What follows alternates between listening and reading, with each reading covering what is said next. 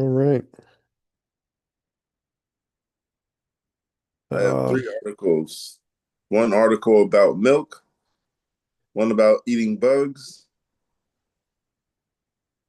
Maybe we should say hi. Hi, YouTube. Hi, anybody who's listening. Thank you for joining. Right. Um, Hit like and subscribe and all that rigmarole. I feel like an old people using that. I feel like an old person using a word like that. But I really liked the sound of that word when I heard it growing up. Rigmarole. That's just like a fun Rigmarole. word to say. Rigmarole. It goes on so long too. 4 syllables. Yeah. How would you spell rigmarole? Rigamaroo. How do you Uh, say it? Rigmarole with an Rigmarole. L at the end. I Oh, don't know. I guess I would spell it Rigamo Rigmarole. Rigmarole. And then see if the spell check auto correcting starts fixing it for me. If it even recognizes it as a word. Um, I don't know. Just kind of a I don't know how I would describe it now that I'm thinking about it. Just like a big mess of I don't know. I'm blanking on how to define it, but I don't know. You said you had a couple articles you wanted to talk about first. yeah. I got one article that I thought might have been a little funny. Good to start with something funny. Eh, could be funny, could be gross to some. Uh, Eh, it says, I eat up to 100 bugs a day. I love being the master of their destiny and how they massage my tongue. But okay. Yes. Uh, There is video that I won't show, but okay. yeah, Well, he's eating it, but I'll read it. Says, imagine a low calorie, protein packed noodle that evokes the bitterness of French cheeses. Wow. The good news is that you don't need a book. You don't need to book a table at a busy bistro to try it. This earthy delicacy is served in a brown paper bag and doesn't really put up a fight. Mealworms are a contender for like one of the most favorite insect. Oh, one of my most favorite insects. A Chicago area resident named Carlos declares before slurping down a handful, and my favorite thing about them is flavor. It's not like buttered popcorn. Wow. If you haven't gagged yet, brace yourself. Carlos, 26 years old, scarfs down heaps of live mealworms and roaches on Wednesday's episode of TLC's My Strange Addiction. In an exclusive preview clip provided to the Post, Carlos likens crickets to a veggie delight. Wow. He also swears that the insides of the cockroaches taste like custard. And even worse, he loves the way creepy crawlies in quote swarm in his mouth and massage his tongue and tickle his throat. Hmm. okay. Well, that is a thing, I guess, that Yeah. will now live in my mind for the rest of my days. Um, I Do mean, you I know guess if it's not super uncommon or unprecedented, you know. Insects are something that really have, to the Western mentality, have a big, uh, like disgust factor reaction. But in other parts of the world, I know that it's not that weird. I've seen like travel channel shows where people have gone over to India, Malaysia, um, Southwest Pacific area, and there have been like on the side of the road vendors with um, deep fried crickets on a stick, just bamboo shoot, foot Mm, long, and like a dozen gigantic crickets that are all just skewered, impaled, and then dropped down into boiling oil. And in that case, I would guess that any sort of boiling oil is definitely hot enough to disinfect anything, that the disease transmission being something that a lot of people in the West find to be particularly off-putting about these, that wouldn't be an issue after they're deep fried. So that's one excuse not to eat them down the drain. So what else is there that, there's really no other reason after that. If I mean, the is disgust, then there? it's just personal opinion. It's like, ew, I think that's gross. And then it's like, okay, well, that's just your mindset, man. Yeah, Uh, this guy looks like he has a story about eating them as kids and all this. well, yeah, if you grow up doing it, then it's gonna be your norm, right? Have you ever Just heard like of the word insectivore? I have not heard of the word, but it makes sense. Somebody like that. Um, does he eat only insects though, or I could read the rest of the article. I didn't know there was more to the article. Wow. Oh yeah, Okay. it's a long article. I'll Oh, read the rest right now. It says, if you haven't gagged yet, brace yourself. Oh, I read that part. Um, Cockroaches tasting like custard. Okay, I read that. Here's one. It said, when it squiggles around in your mouth, very rewarding. You don't get that from any other kind of food, I guarantee you, Carlos I said. mean, squiggle. It sounds like it. That might not be entirely unlike carbonation in a soft drink. The stimulation of something other than just the substance itself. There's a bit of motion with the bubbles forming and popping and stuff. Mm. So, um, I don't know how to compare bubbles to bugs. well, yeah, I I, guess that's kind of a bit weird. I understand what you mean by the texture and all that, but when it comes to bugs, I don't even know. No offense. To each his own. If you like bugs, that's your thing. Yeah. Yeah. I've heard that with the mealworms, you're supposed to grab them by the head when you eat them and bite and pull off and toss the head, the hard head, and then you just eat the squiggly, squishy part at the back end. And that's what continues to squiggle around and go around because insects have such a simple nervous system. They can continue moving around without their brain. It's like, Wow. yeah. Um, wow.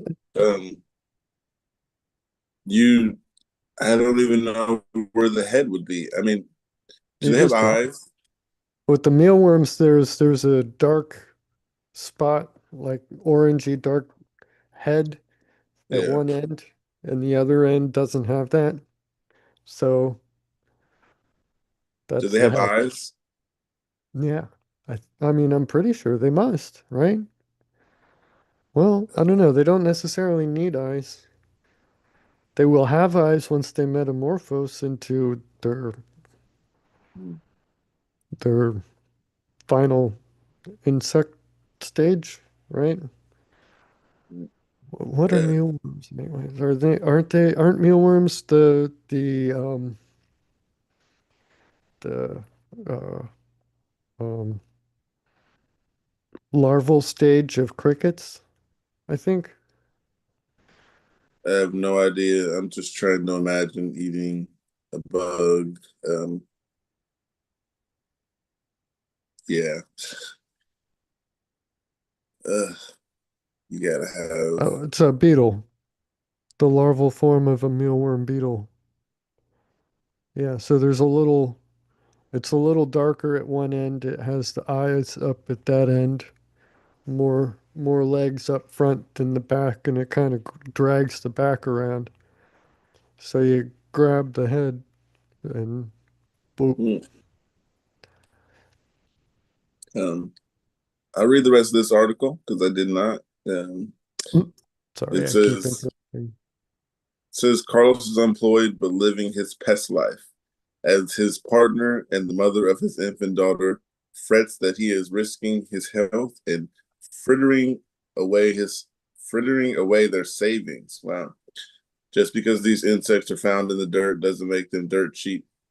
Carlos is shown in an episode shelling out $8 for a mealworm roach mix at a reptile specialty store. Wow.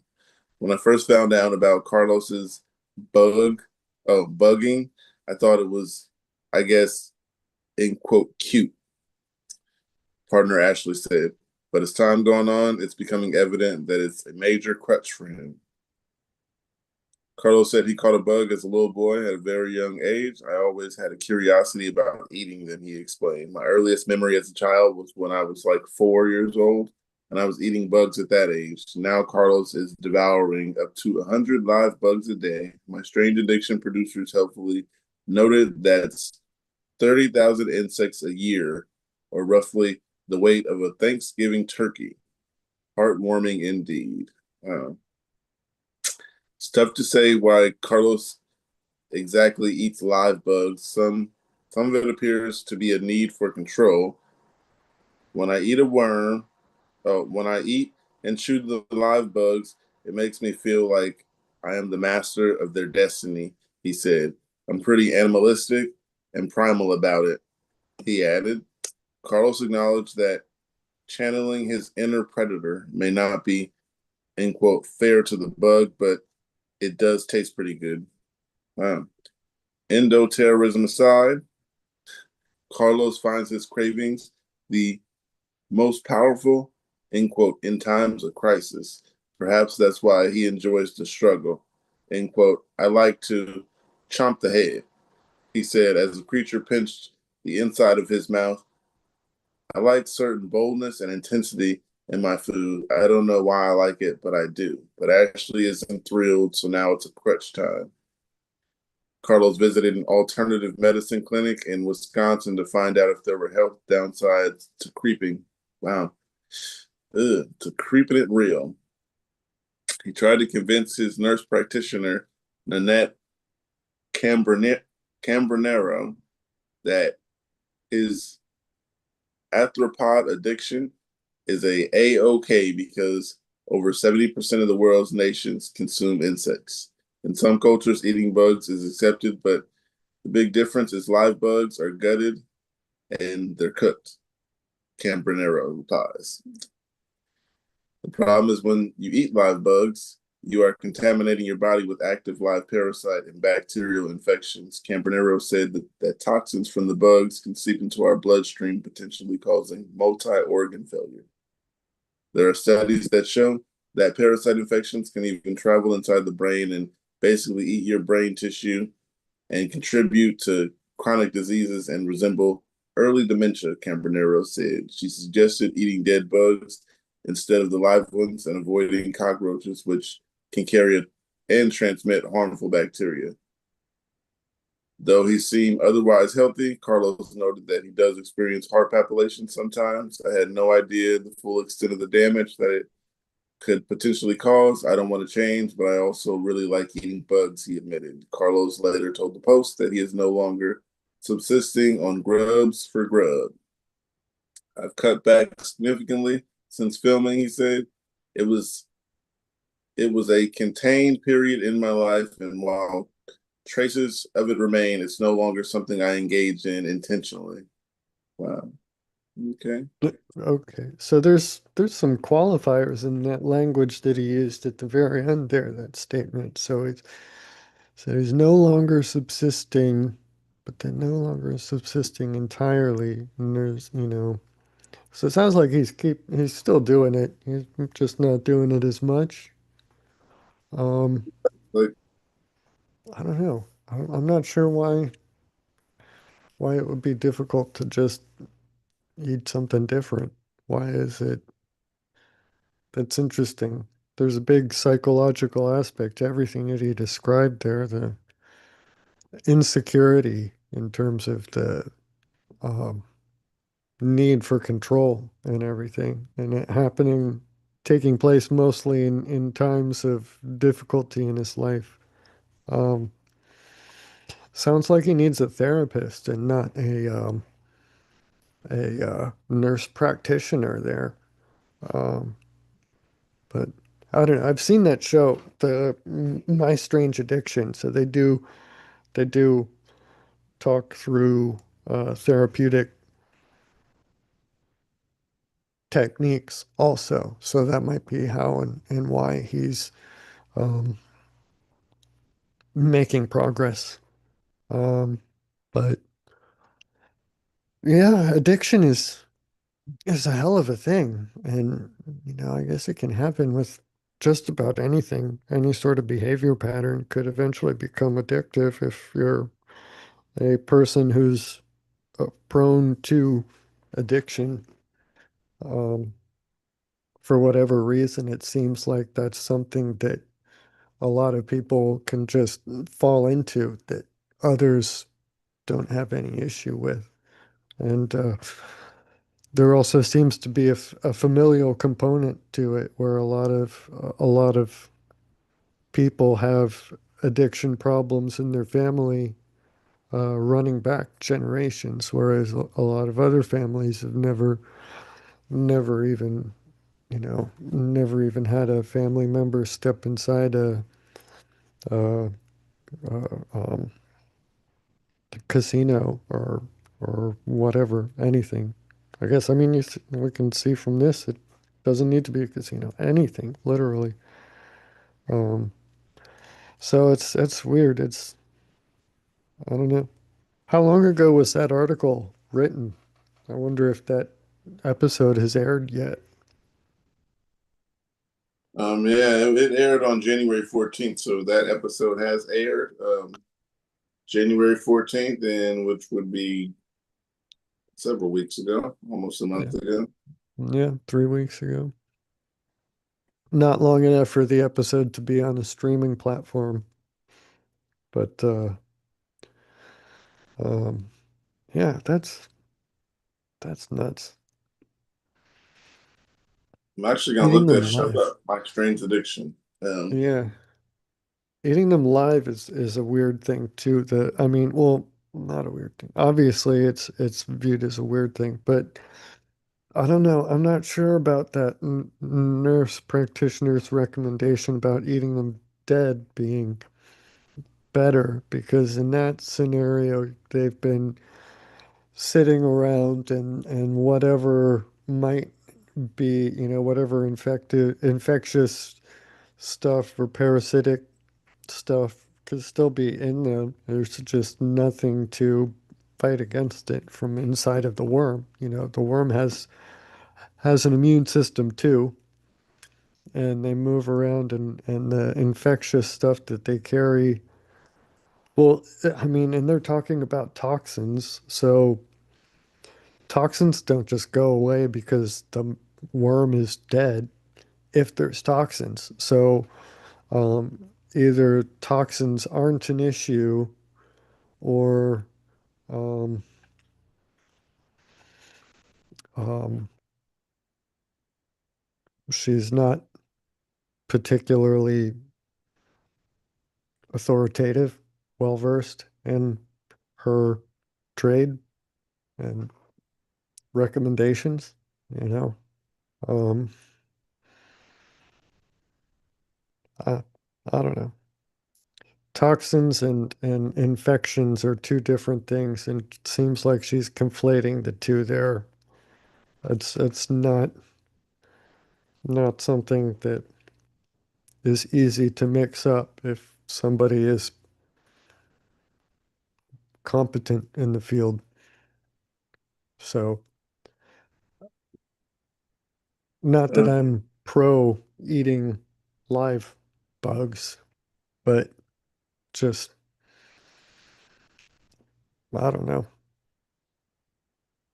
um, If he wants to deep fry them, that would be weird too, right? I'm just trying to imagine like their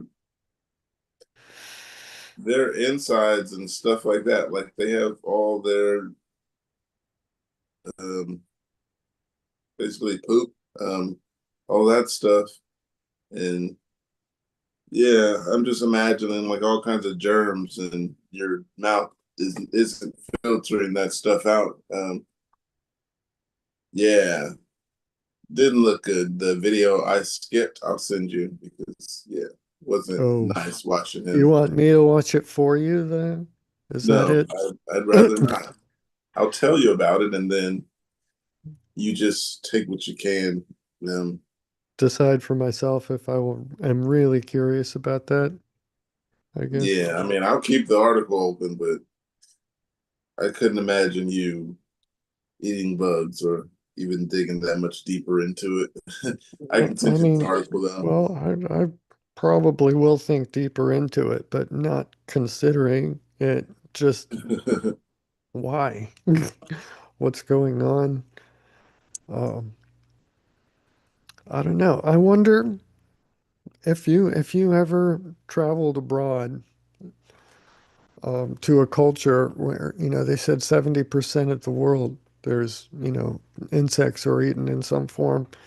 Um, if you were abroad and it was where somewhere that it was normal and you were offered, you know, some insect dish, meal, or whatever, would you be, uh, I don't know, would you consider trying it? Like a I'm gonna take deep fried cricket? Or, gonna take a hard pass. yeah, Yeah, yeah, I it's don't not know. my thing. I don't Um, know. I think I remember seeing that Travel Channel show, No Reservations with Anthony Bourdain. And I think I remember seeing him actually eating like the deep fried crickets. I think I remember seeing people eating scorpions, like a big ass scorpion.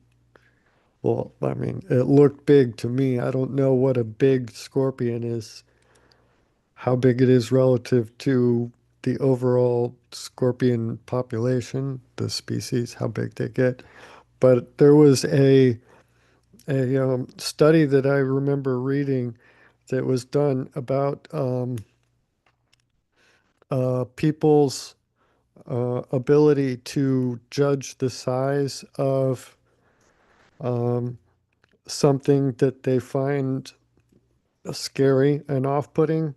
So, like, if you are an arachnophobe and you are terrified of spiders in any and all form, um, you are, and you see a spider in your home, um, and then you are asked later to estimate the size of the spider that you had seen. Um, Arachnophobes are likely to overestimate the size of the spider by a factor of three, given the spider's actual size, whereas people who don't have that phobia are a lot more likely to get it pretty accurate. So yeah, if you're scared of scorpions, I guess you're probably likely to overestimate, to triple the size of the scorpion in your mind, and then you're asked to eat it.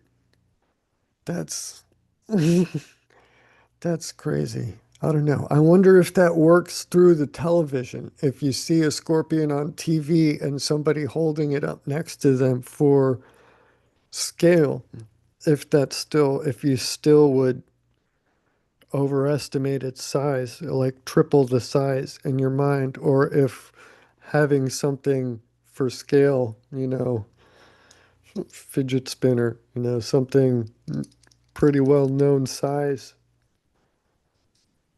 being my face, would it still I don't know. And then I guess it might also depend on how full a person is. Do you have room for a triple-sized deep fried scorpion in your stomach or not at the time that you're asked to eat it? Huh, I don't know. Right. Um, Or you can just say, no, thank you. Ah, I don't know. I'm just trying to like imagine going to purchase these bugs. Uh, yeah, Yeah, do the people at the reptile stores know that this guy is taking these bags home and munching them down? Or do they think he just has a gigantic lizard collection? they probably think he has like some big lizard at an aquarium, like as big as this room. Because man, I couldn't imagine just where do you store all those bugs? How often do you shop for bugs? Yeah, because I mean, lizards have a slow metabolism. They don't need to eat that often. So if he's going like daily, then yeah, I mean, that would imply a lot of lizards. And I don't think anybody would ever suspect a human appetite. So that's Mm. And that guy has children and well, a wife and a kid. Um, yeah. So yeah, I think I read something where she said it isn't that cheap because yeah, if he's going shopping every day, mm. And I was also wondering if it is like eating bugs some of his everyday thing, like like is mm, this something he's eating for every meal, or is he just having sometimes? Because if he's only eating bugs for a I don't know if you call that a hobby or only eating bugs, if that's hobby. something it's that is 100% So diet is what like insectivoraceous enthusiast or yeah, something. that's what I'm thinking. Like, is this his permanent diet? Is this what he's doing? Um, It doesn't yeah, sound because like there it would be is. enough bugs for it to be his permanent diet if it's the size of a turkey over an entire year. Like Mm, how much food do you eat by weight in a given year? I bet it weighs more than a turkey. So I yeah, think he's got to definitely. have other stuff there. But I ate more than the weight of a turkey in a week. I think. yeah. Huh. Um, yeah, it's still mind-boggling. I'm just like thinking to go to the store and buy bugs. You're like their number one buyer. Um, Probably. Yeah. they'd be like, "We're out this week. That's gonna suck." Yeah, Well, there's got to be more than just the one reptile pet store in that Chicago area. So just, I guess, find another one. the one in Hey downtown has Siri, the best crickets. find me a reptile or like a pet store that has yeah, Siri, I'm hungry. Find me a pet store with with mealworms in stock. Oh man. Yeah, that's wild. You have to call and be like, "You guys have some mealworms in stock this week?" My stomach's grumbling. Right. Yeah, like how much I'm also wondering like how much does this man weight? Is it like helping him keep consistent weight just eating bugs? Yeah, that was another thing that crossed my mind. Like how many calories are you getting from these bugs to contain a healthy weight? Uh yeah, that's something I'm looking forward to seeing you trying. Not myself. Me? You want One to day. see me eat mealworms? Oh man, that makes my stomach turn. But I got something here. Another thing Open with to someone, experience. I don't know if I'm that open to experience. uh, I couldn't imagine, Mark. Oh man. Uh, Yeah. I got another eating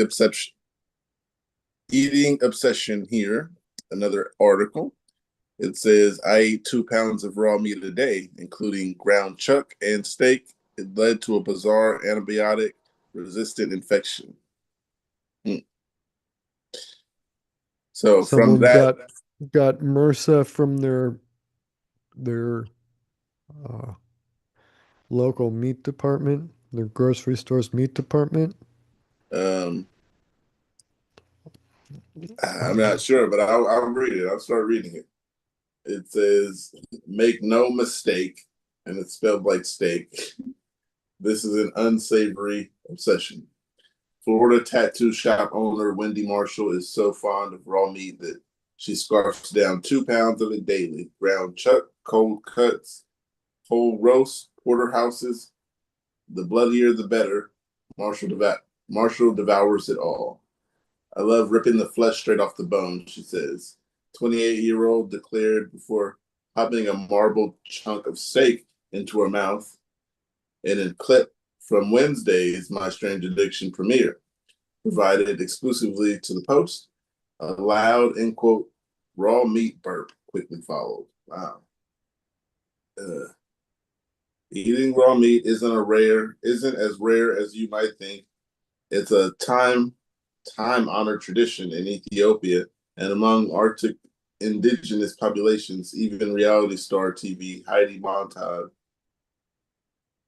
has been known to do it. Many cultures enjoy raw meat dishes, such as the French delicacy steak tartare, finely chopped and seasoned raw beef, and the classic Italian appetizer carpaccio, thin slices of raw beef drizzled with olive oil, lemon juice, and shaved Parmesan. Still, Marshall's awful diet is extreme and potentially dangerous. Experts warn that raw meat can harbor harmful bacteria such as Salmonella, Listeria, um, Campylobacter. Um, I can't pronounce this word. It's Campy Lobacter. Campylobacter. Campylobacter. I don't know. You got it spelled out. Let's just leave it at that. Campylobacter and E. coli, as well as parasites like Trichinella, Trinchinella, um, and Marshall's carnivorous customs do not seem particularly hygienic. Early on Wednesday's episode, she's shown at a nail shop gobbling down beef straight from the package pulled from her purse. Her nail technician was so grossed out that she refused to give Marshall a manicure. I do understand that it's not socially acceptable to eat raw meat, Marshall confessed. People kind of gag as they look at me crazy, but I don't care.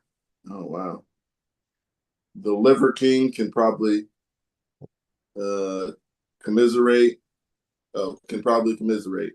Marshall said sinewy propensity dates back to her childhood when she would chew the fat with her nana.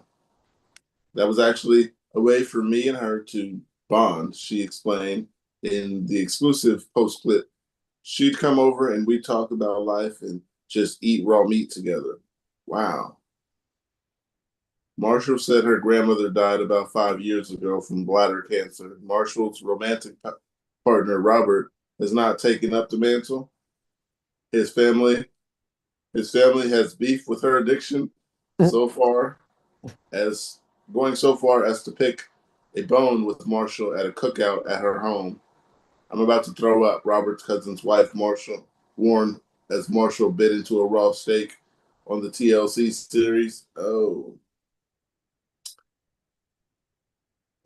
it's a little hard to accept someone who eats raw meat at a dinner table, she added. Robert's family concerns prompt Marshall to meet with nurse practitioner Vanessa Cabrera about what's at stake if she doesn't chuck her habit. Cabrera identified as chronic E. coli infection in Marshall's colon from her stool sample. Most E. coli strains in the gut are harmless and part of a healthy bacterial landscape, but certain strains can cause severe illness. Okay. It's interesting because typically someone with that would have nausea, vomiting, diarrhea, fever, all of that kind of stuff, Cabrera told Marshall. And seeing that you don't have any symptoms, it leads me to believe that it's been there for such a long time that your body is adapted to it. Cabrera noted that the immune compromising bacteria have, in quote, probably become resistant to almost every single type of antibiotic. So if you're getting, so if you were to get sick with any other type of illness coupled with that bacteria there, it would probably be very difficult for the antibiotics to work, she added.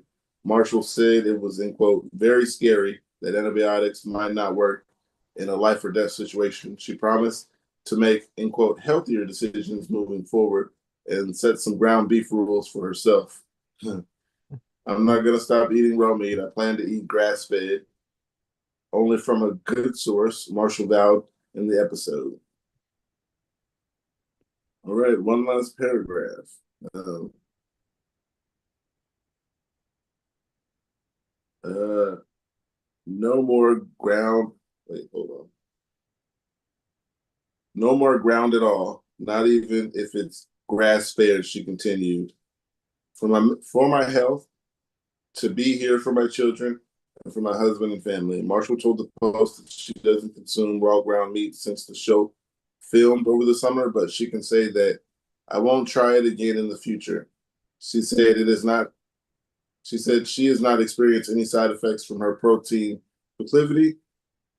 Other than medical diagnosis on paper, I have no symptoms of anything, and due to myself and my family eating raw meat for so long, I don't believe anything will happen. So, me or my family, to me and my family in the future, she shared. If anything, it's amazing. There were no symptoms of E. coli, unlike other people who don't eat raw meat. They'd be deathly ill. We are immune. Hmm. Yeah. So, what do you think about eating raw meat? Well, that is pretty interesting. Um, and coincidentally enough, I don't know if it's come up in the Zoom meetings yet, the podcast, but I actually used to work in the meat department at a local grocery store. I was a briefly a meat cutter apprentice. Um, so I have some um, I mean that at the grocery stores meat department they don't do like full butchery, but um, there is enough in the training process there to have at least some familiarity with what goes on. And I first off that I would want to point out is that the meat's not bloody when they talk about it as bloody meat, um uh whatever. That's not actually uh, a problem or happening there.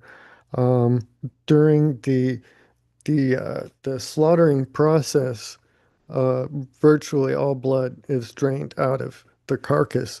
So by the time they get the the uh, the carcass all cut into various sections, um, it's just muscle tissue there. Um, it's not blood that's present when you see it.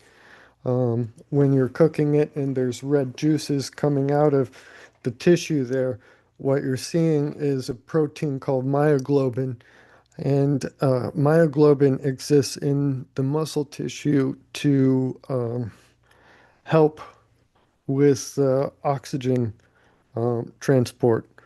Um, so it is a protein present in the muscle naturally. It is not a blood fluid component.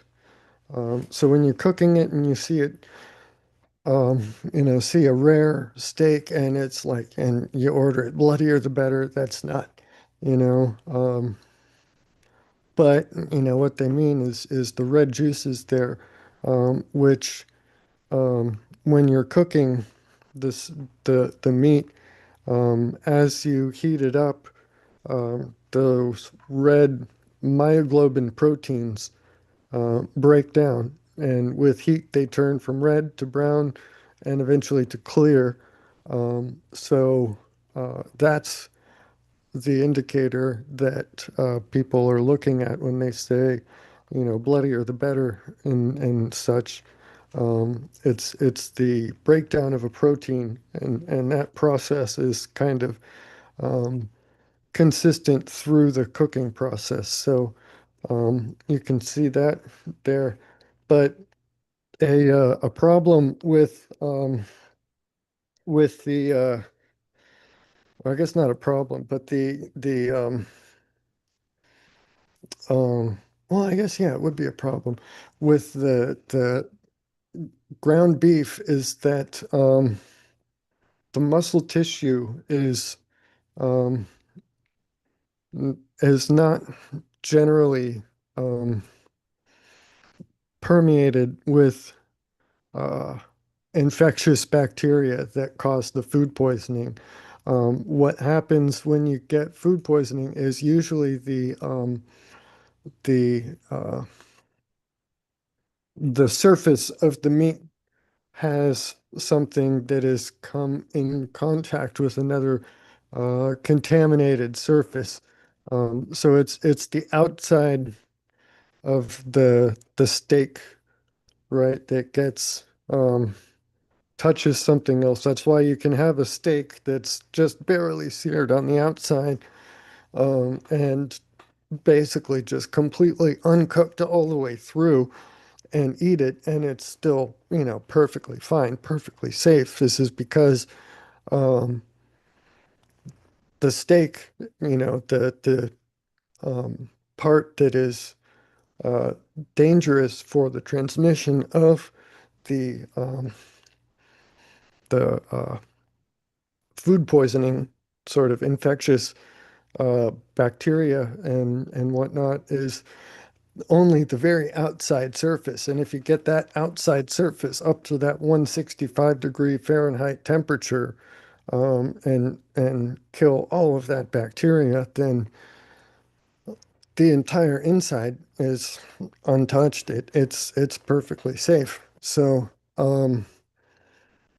when you take these big cuts of meat and you put them into a meat grinder, um, you're tearing up that outside surface, and every time you tear it up, you're making more surface area. You're pulling it apart and you're mixing it all in together. So that's why ground beef is a lot more dangerous.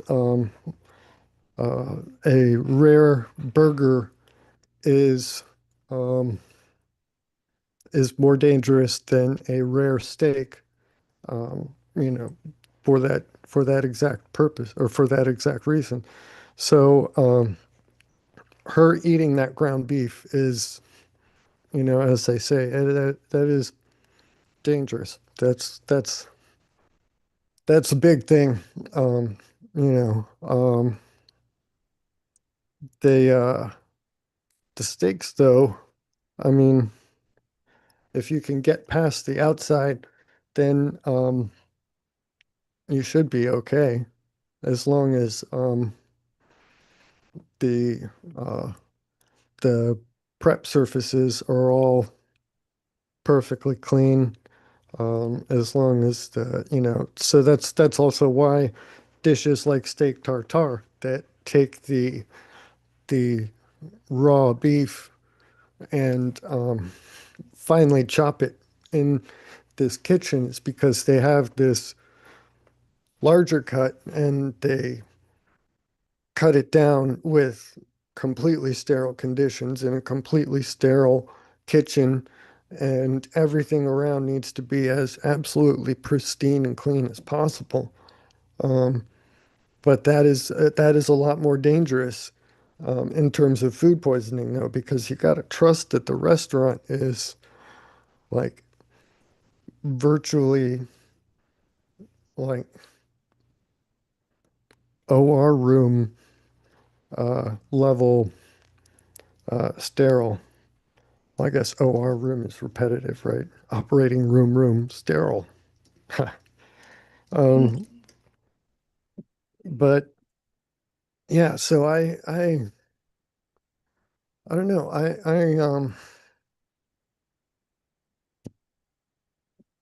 I kind of lost my place there in that monologue. Um, trying to yeah, I don't know. I don't know where I was going with that. But yeah, so it's kind of interesting that um oh, and they mentioned Liver King, that guy, that YouTube dude. Um, I mean, that's also another different um or another difference from this. While he's known for eating the meats and stuff, or for raw meats, he's particularly known for the liver. Um, but he doesn't go to the grocery store to get his livers. You know, he slaughters His the own, animal. Huh?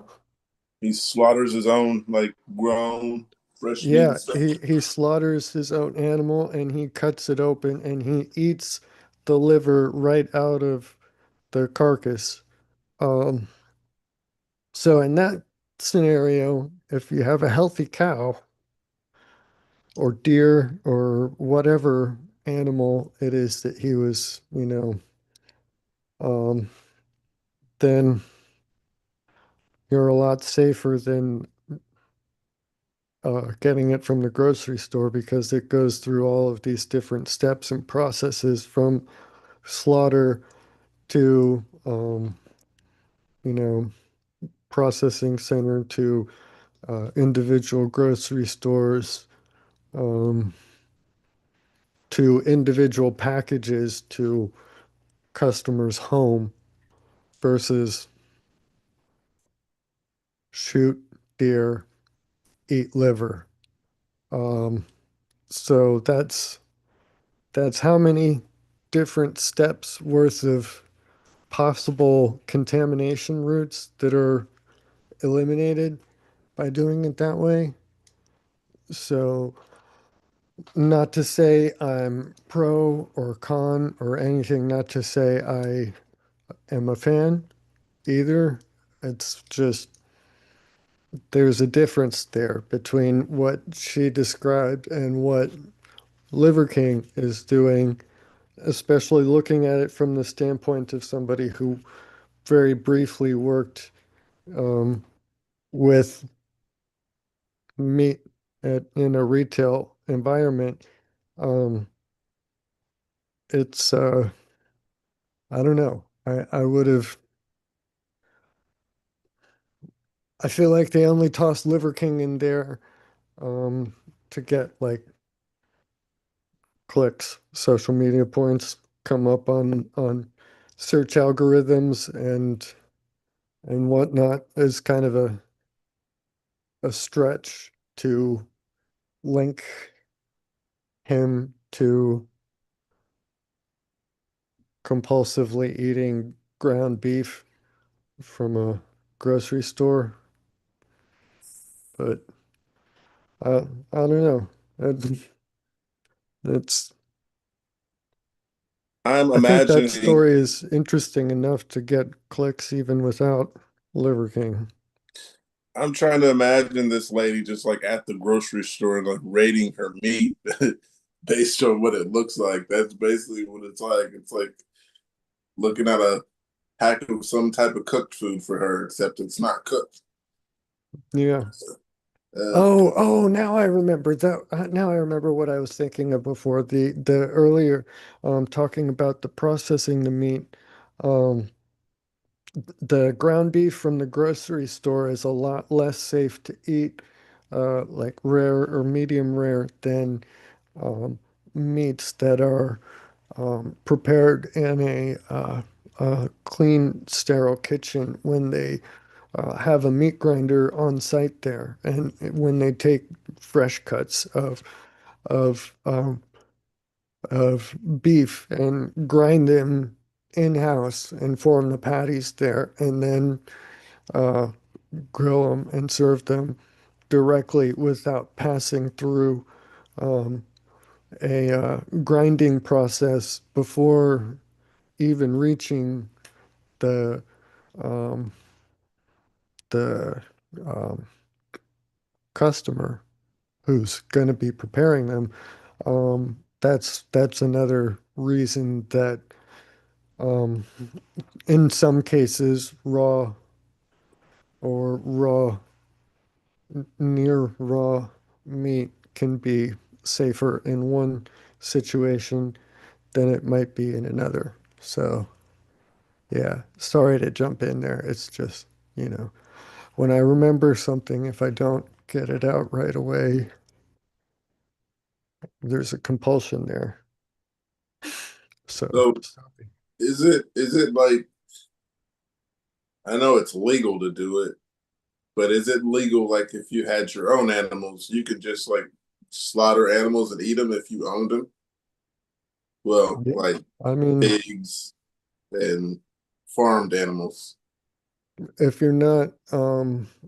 you're not passing them off to other individuals, you know, then sure. Um, Yeah. I mean, at least as far as I know, I don't know. There might be Um, Florida is a rather conservative state when it comes to a lot of legislation, and that tends to mean more less um, restrictions around a lot of things like this farming and stuff, or small hobby farm type stuff. Um, but I mean, if you have your own chickens, you can eat your own eggs from your chickens. Who's gonna know? Who's gonna stop you? Even if there was a law around it. So I don't know. Um, if you raise cows and you try to sell the beef or the milk, I know that's a big no-no unless you have it inspected by the FDA. Especially the milk. Raw milk was a big deal a while ago. I don't know if it still is, but it was kind of a political point at one point where people were like, because it wasn't allowed um, to sell milk that hadn't been pasteurized, and some people were like, that's government overreach. You know, we need the freedom to drink milk straight from the cow without anybody telling us no. And you know, for whatever reason, that was that was their hill to die on if it came to that. And the FDA was like, no, this is gonna make you sick. It's gonna, because I mean, milk without being pasteurized is a very um, easy transmission um, vector for um, some nasty stuff that's easily prevented by just some simple steps. So, uh, simple steps that don't alter the quality of the product. According to some, according to others, it makes all the difference in the world. And there, yeah, I don't know. I don't Um, see why either side has to insist on their point. I actually got something here about milk. And actually it's called raw milk. Look it up. I don't know if that's the brand. Yeah, I think Yeah, the that's brand that's what I name. was talking about. Just yeah, the Oh yeah. unpasteurized milk, raw milk. Yeah. Yeah, the brand of the milk is called raw milk actually. So uh yeah, I'm gonna read the article. It says two cats in California died after drinking raw milk recalled for bird flu, their owner says. California man whose two cats died after drinking raw milk recalled for bird flu says he meant to keep his beloved pets healthy, but his efforts tragically backfired. It's horrible when you realize that you're the one that actually gave them the milk that killed them, said Joseph. Joseph Jernell, 56 years old of San Bernardino. Jernell lost his 14-year-old 14-year-old Tabby, Alexander, and Tuxie, a 4-year-old tuxedo cat, in the late November. A third cat, 4-year-old Big Boy, was hospitalized for a week. Blood tests showed the animal was infected with the H5N1 bird flu virus. The cats drank unpasteurized milk from lots recalled by Raw Milk Farm in Fresno, whose dairy products were pulled from California store shelves in December after health officials found the virus is the virus in milk for sale. The animals' deaths were confirmed by the state and county health officials that the cats were kept indoors with no access to potentially infected birds and ate conventional, not raw pet food, the owner said. Jernell said he had been drinking raw farm milk. Um, uh, Jernell said he had been drinking raw farm milk himself for several months because he heard it had been in quote better immunity and healing properties than pasteurized milk. He thought it might be a help. Okay, he thought it might be able to help Alexander, who had been losing weight. I was trying to make him healthier and make him live longer, Jernell said. Instead, Alexander died on Thanksgiving Day. Tuxie followed 2 days later. Big Boy was hospitalized and treated with antiviral medications, Jernell said. The veterinarian team collected urine samples from the cat, which were confirmed positive for H5N1 at labs run by the U.S. Agriculture Department at Cornell University. Big Boy returned home blind and without the use of his back legs. Though he is recovering, Jernell said. A fourth cat, Cleo, didn't drink milk and remained healthy. Jernell has demanded that Raw Farm owner Mark McCaffey compensate him for more than 12,000 he spent treating the cats, according to Seattle food safety lawyer Ayana Karosha, who is representing him. Hmm, this is long. In an interview with McAfee, McAfee disputed that the virus was capable of sickening the animals days after it was bottled and sold, citing preliminary research. But Richard Wimby, an influenza expert at the St. Jude Children's Research Hospital, said flu viruses survival likely varies widely in different lots of milk. Experts with the Center for Disease Control and Prevention previously confirmed that the cats drank raw milk from infected cows, developed neurological disease, and died. I think the poor cats are the best indicator, Webby wrote in an email. Nearly a dozen cats in California have died since early December after consuming raw milk or raw pet food contaminated with bird flu, health officials said. The infections the infections have followed a massive outbreak of the bird flu virus in dairy cows, which has affected more than 900 U.S. dairy herds in 16 states. About 80% of those herds are in California. Federal and state health officials have warned people not to drink the raw milk because of the potential for infection with bird flu and a host of other germs. Officials also have cautioned pet owners to avoid feeding unpasteurized milk and raw meat diets to their animals. Yeah. I mean, I've always heard that it's not healthy for cats to be fed uh, dairy products anyway. I So was going to say the same. I thought I heard that before too, but I don't know if maybe I don't know. There's a whole bunch of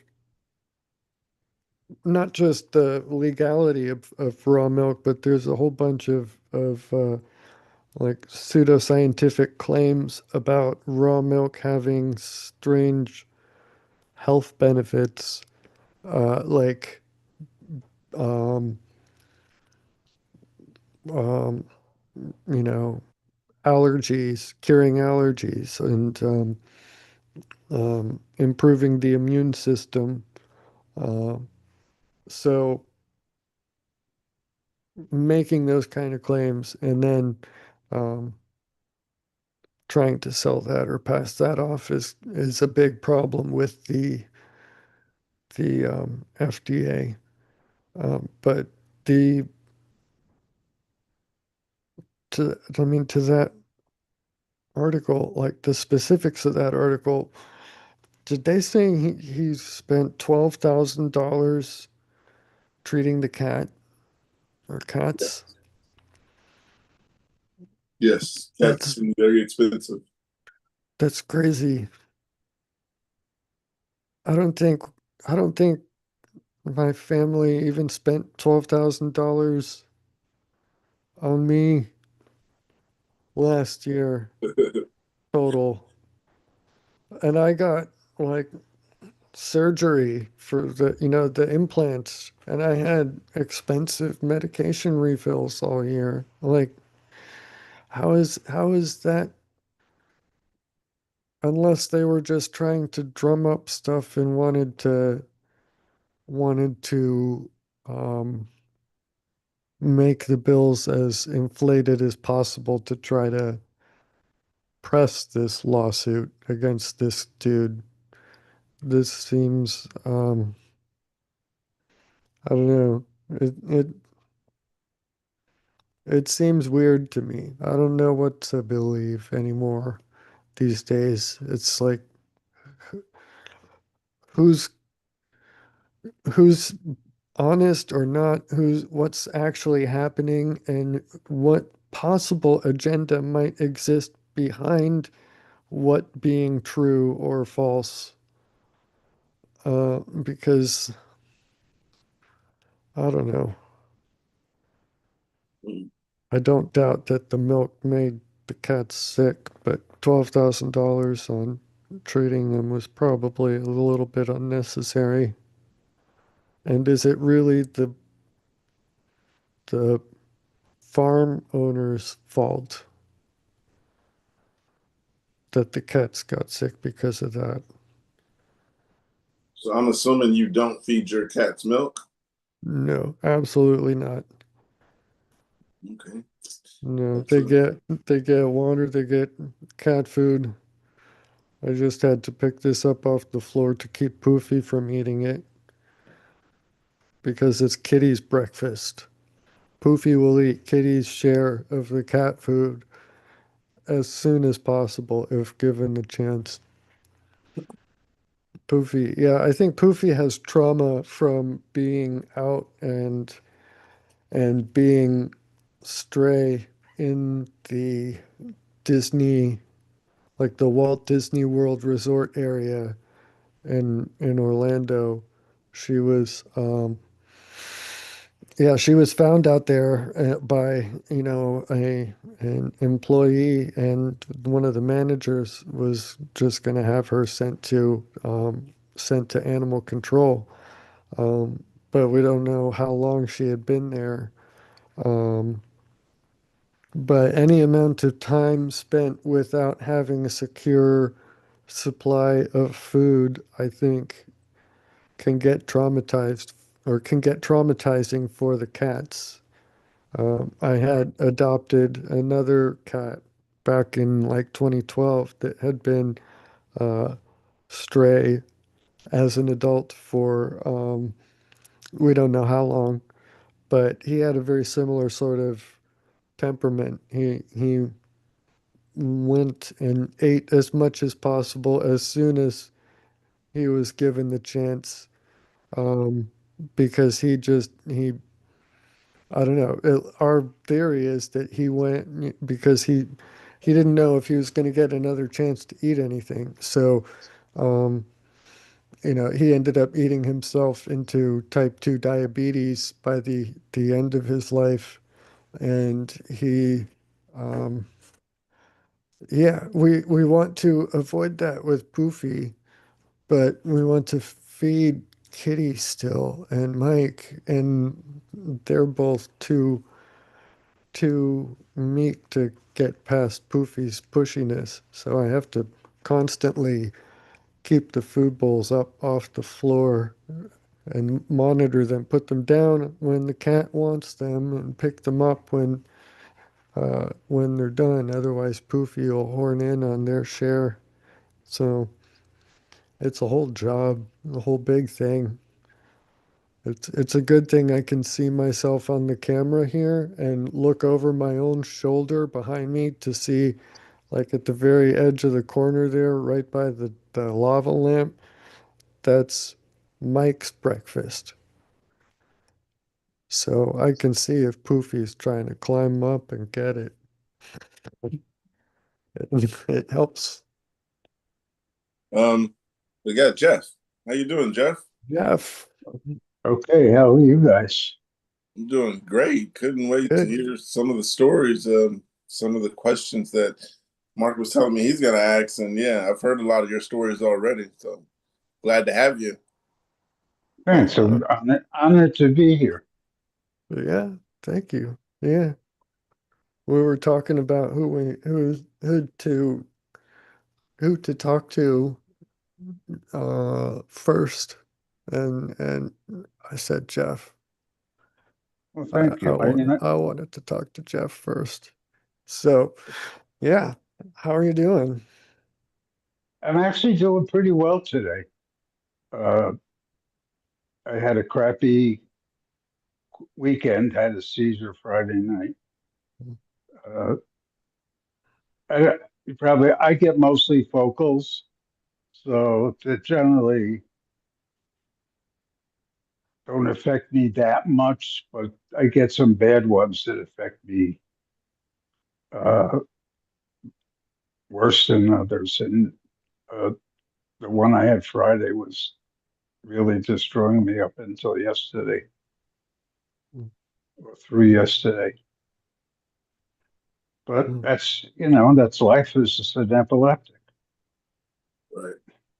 true, true, But true. otherwise, I'm doing good. The weather is okay, so my joints don't hurt as much. They're it's I hate to say they're getting more acclimated to the weather here. Um, so I'm getting more used to the pain, really.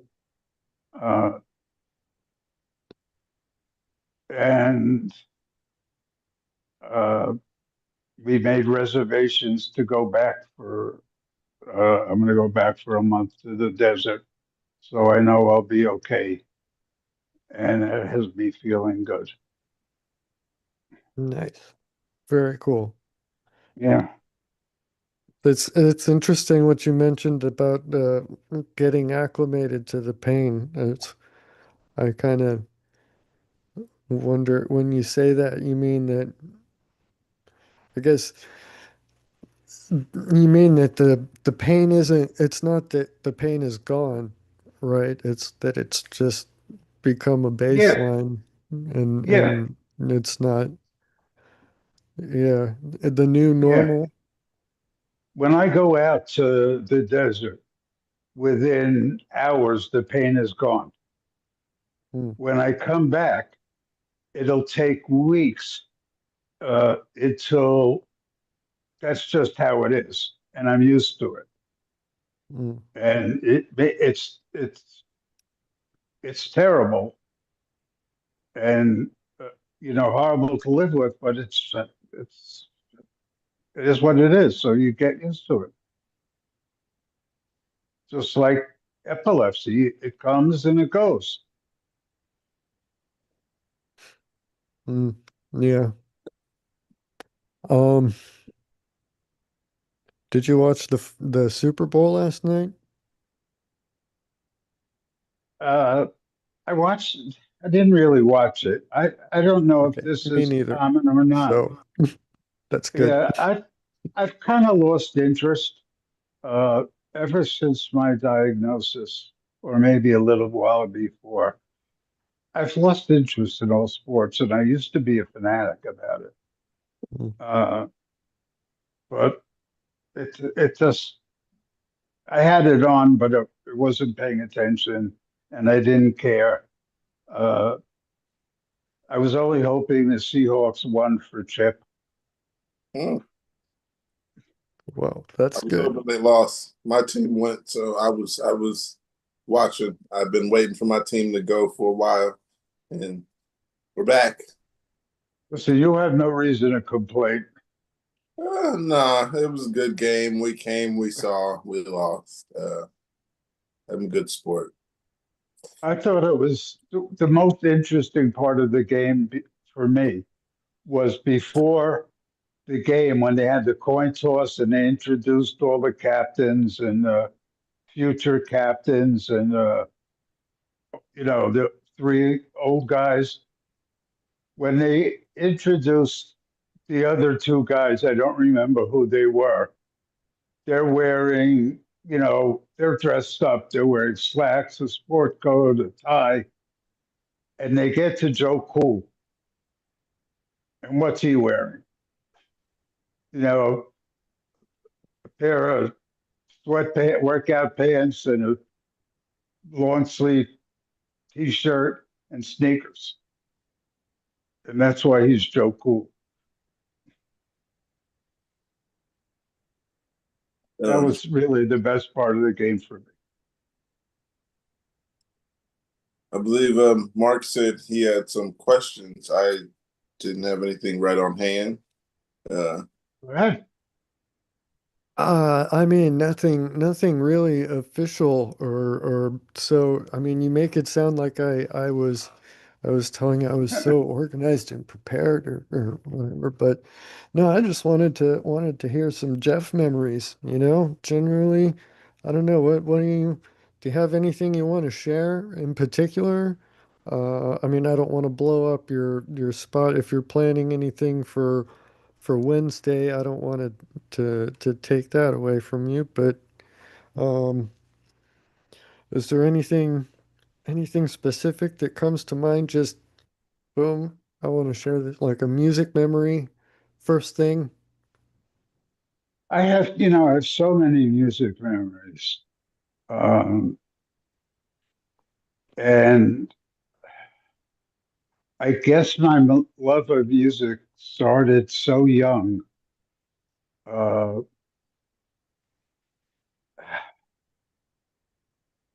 I guess my favorite memory really was just the time living in Woodstock.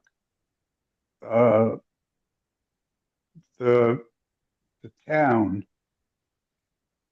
of Woodstock, which is of course nowhere near where the concert was, um, just had a great vibe to it. Um, Everybody was friendly. There were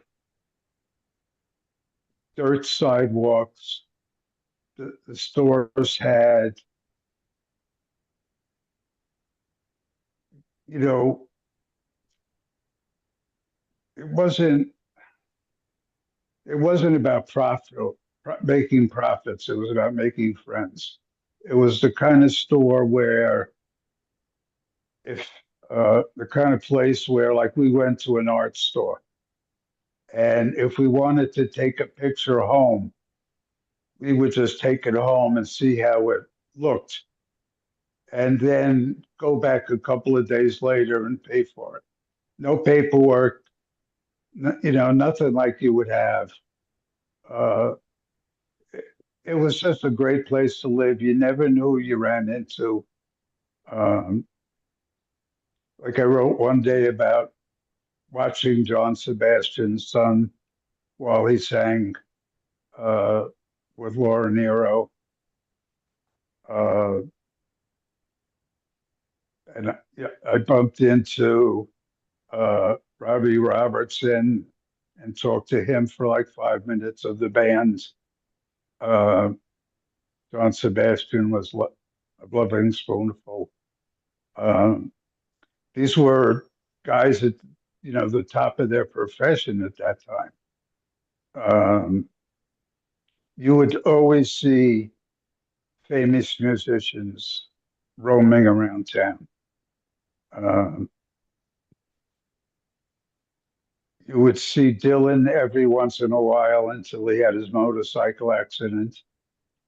Um, and when people heard a motorcycle coming, they would generally leave the store, whatever store they were in, whatever they were in the middle of, they would run out in the street to see if it was Dylan. No matter what, you could be in the middle of a transaction and, hand the storekeeper your money. Uh, or if you were really lucky, you had a credit card. The only one I think was American Express and Diners Club. I think Visa was maybe not yet not yet come out. Um, but I had a great life there. Um, it was my first marriage. We had a great marriage. Uh, we lived in a great place. You know, uh, we had good friends there, or we thought they were. Um, and I was doing well enough financially that we ate out in the best restaurants in the area. And I had accounts that would, in those restaurants, and my business would pay for it. We never paid for a meal. We lived in New York City for, I don't know, 13 years, and we never paid for a meal. We ate in the best restaurants in New York. That's pretty cool. Yeah, I would just put her down as a buyer or somebody else and deduct it. Oh, that's pretty cool. Tax Was laws it was there were there as many like fine dining restaurants in New York back then as there are now? I mean, it's kind of known as a cultural foodie place, right? There's a lot of those Michelin star places and everything, right? Yeah, there were a lot of good restaurants, really, really great, very good restaurants. Uh, not like there are today. Everything is bigger today. Uh, but there were many more really good places than there are now. Now you get really good and average. So broader spectrum, is Yeah, that it? yeah, yeah, pretty much. And we would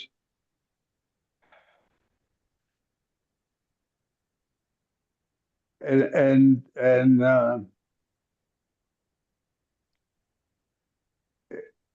you know, it seems like it doesn't seem like, and it's a whole different century in many ways. The Everything is so much more advanced than the first. You think about where we are and the moon launch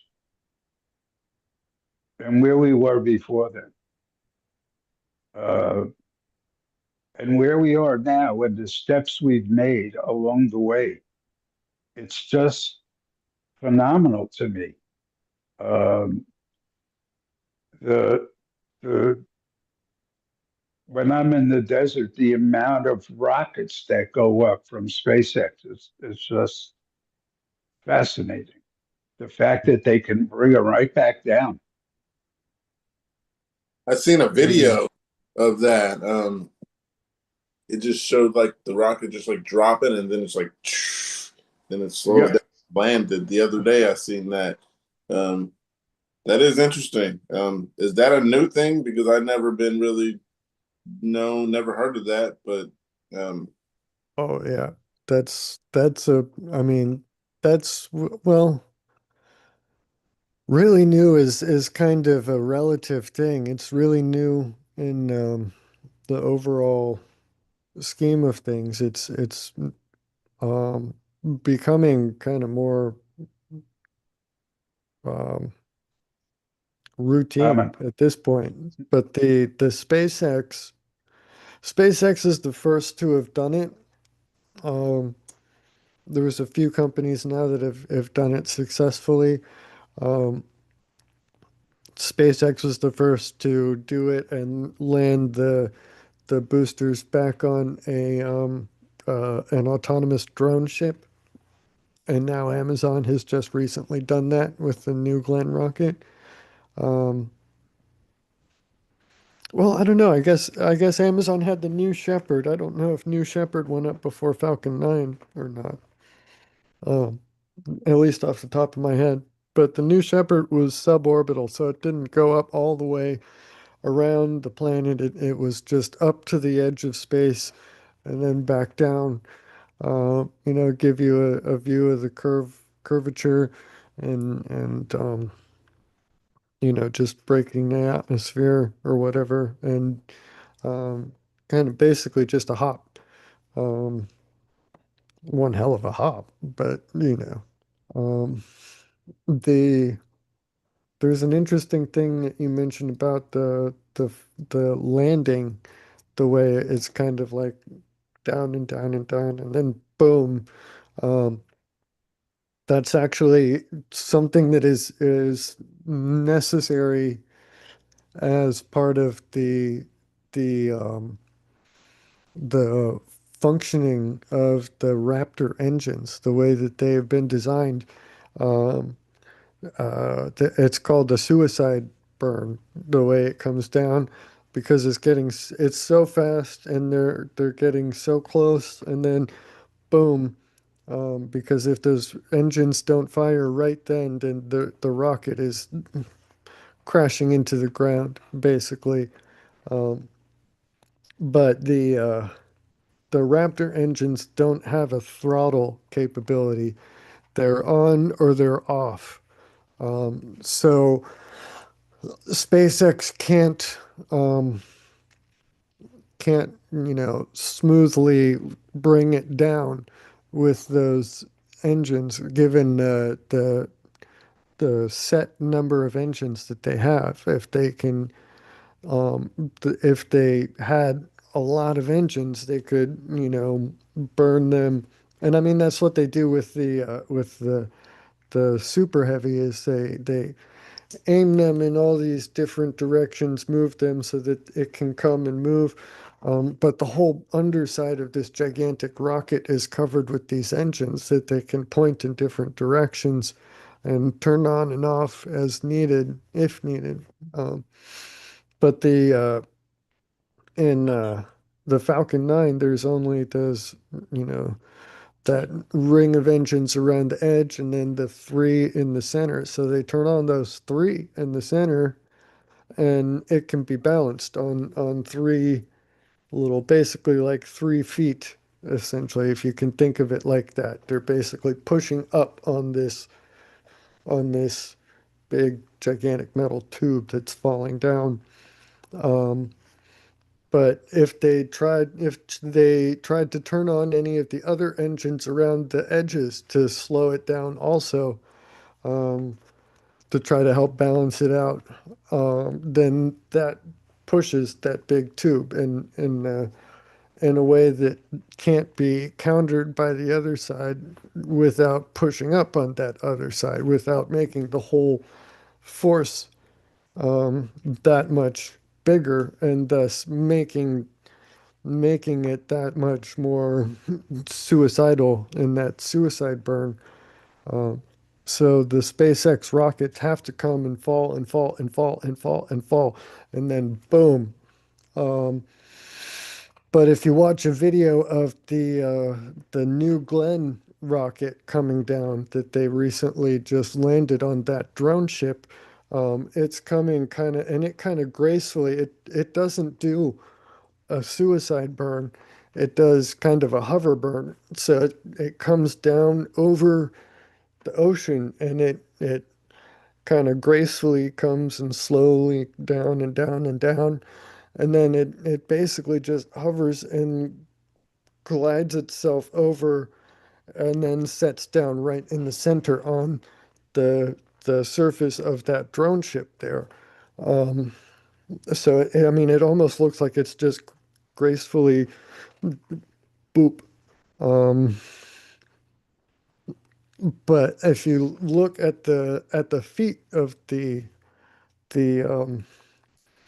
the New Glenn in that footage, it's got another little trick there, compared to the Falcon 9, which has to come and balance and everything. The New Glenn, the feet at the edges, you see a little flash at each of the feet, boop, boop, boop. And what it does there, it has little um, thermal thermal charges, um, thermal charges that at the edges of the feet that um, when they flash, the heat of that charge going off basically welds the foot to the surface of the barge. So it kind of comes and hovers and gracefully sets down and then welds itself to the barge so it doesn't fall over and fall off, tip off, which is completely different from the SpaceX uh, drone ship functioning. So uh, it seems safer to me, at least conceptually.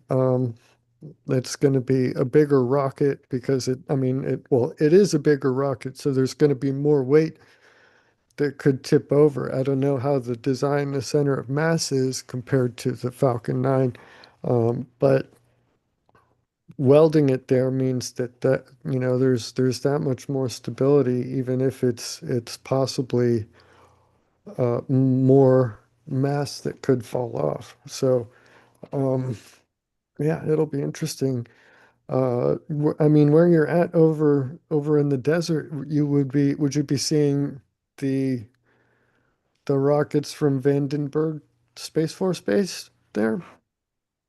Yeah, mostly from Vandenberg. Okay. Yeah. I don't know. I I don't, wonder. Sorry. I don't see them until they get over the mountain. Uh, but as soon as Yeah. they get over the mountain, I can see them. Both.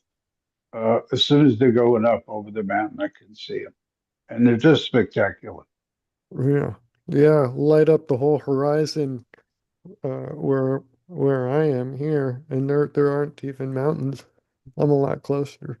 Um, Yeah, so the it's amazing how far away you can be and still see them, you know. Um, Personally, Some of see, them are visible. Some of the Florida launches are visible as far north as the Carolinas. So, Yeah. oh wow, yeah. I never got to see one personally. No, but yeah, I've seen them on TV. I mean, on YouTube and the internet and stuff. Other than that, it's interesting that you got to see one. And you, first time I met you, you got to see one taken off. I remember that. You were waiting outside for it to go off. Yeah, I mean, there've been several times that I've stepped away from the Zoom meetings and, you know, just without saying anything to go watch a rocket go up and then come back and just keep listening. So, yeah, it's, uh, I'm wondering, you might be able to see some of these launches, depending on where you are. Um, I'm trying to find like a map of,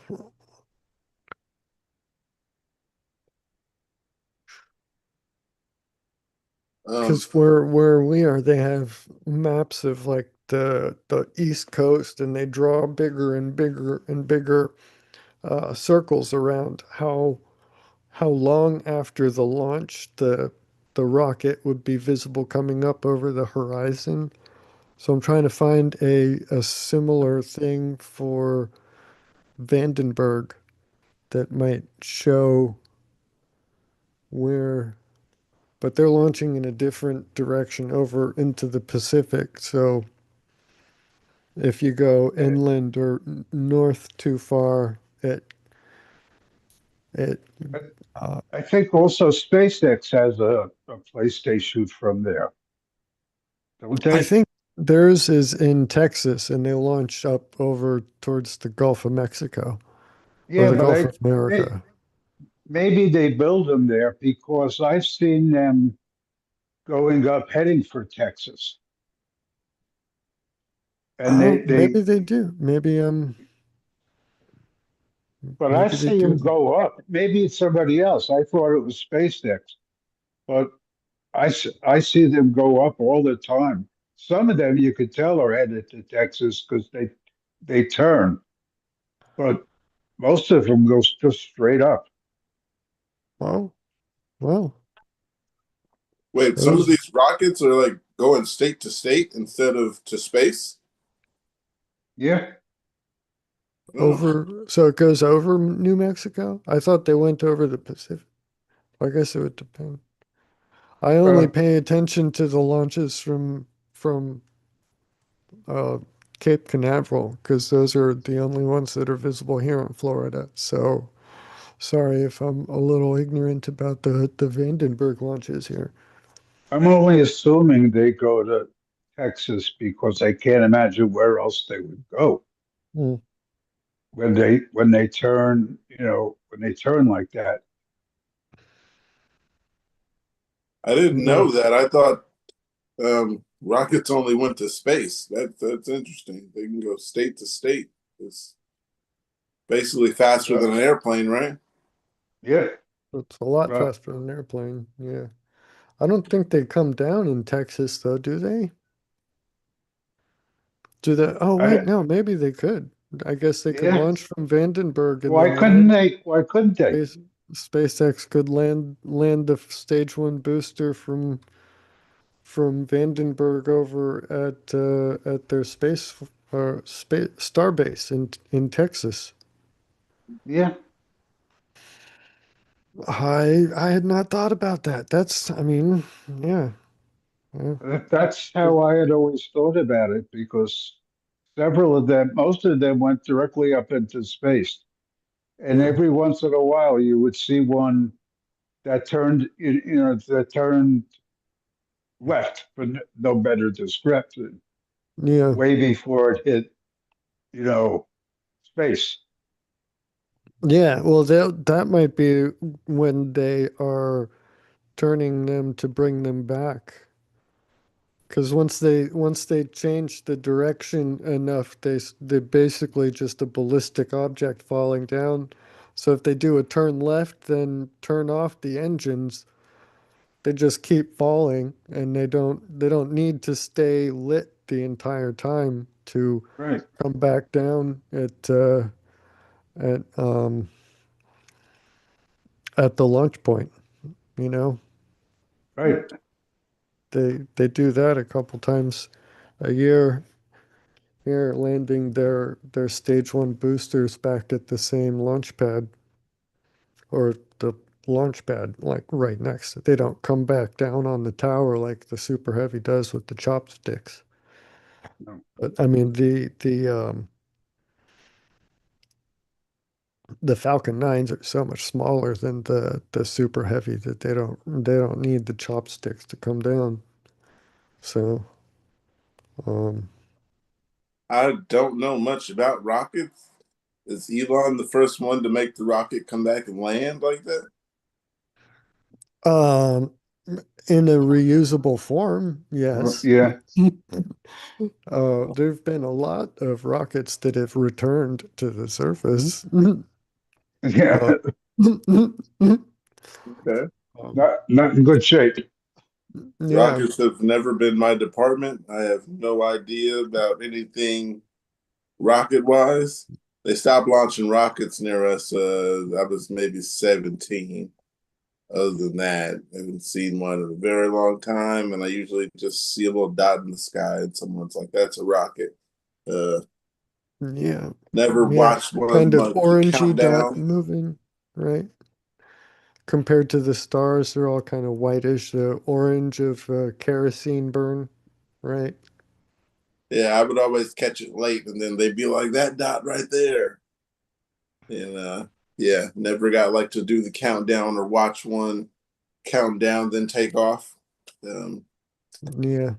Lucky Well, you, Mark. SpaceX actually benefited off of a lot of research and development that was going on way, way back um, in the early, well, I guess I can't even say the early. I'm thinking now that I'm thinking about it, if you consider the space shuttle and what the space shuttle did, that was basically a reusable launch platform that had been in active use all the way back since, you know, right? They were sending up space shuttles routinely through the 80s and through all the 90s and everything.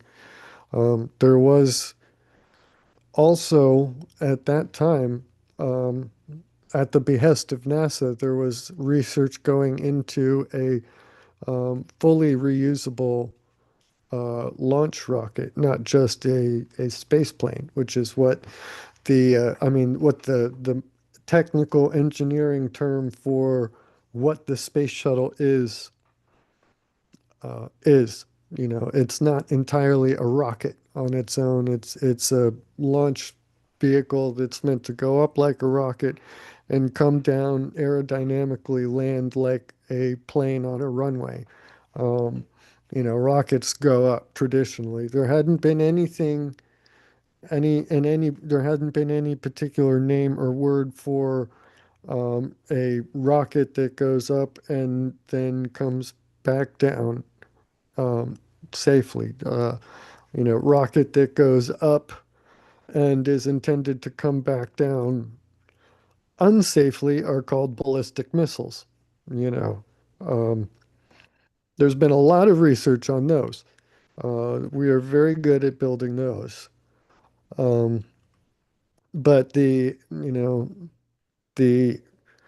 idea of something like a rocket that comes back down in its fully reusable form without sacrificing the rocket was not something that Elon came up with, as much as Elon might want you to believe that.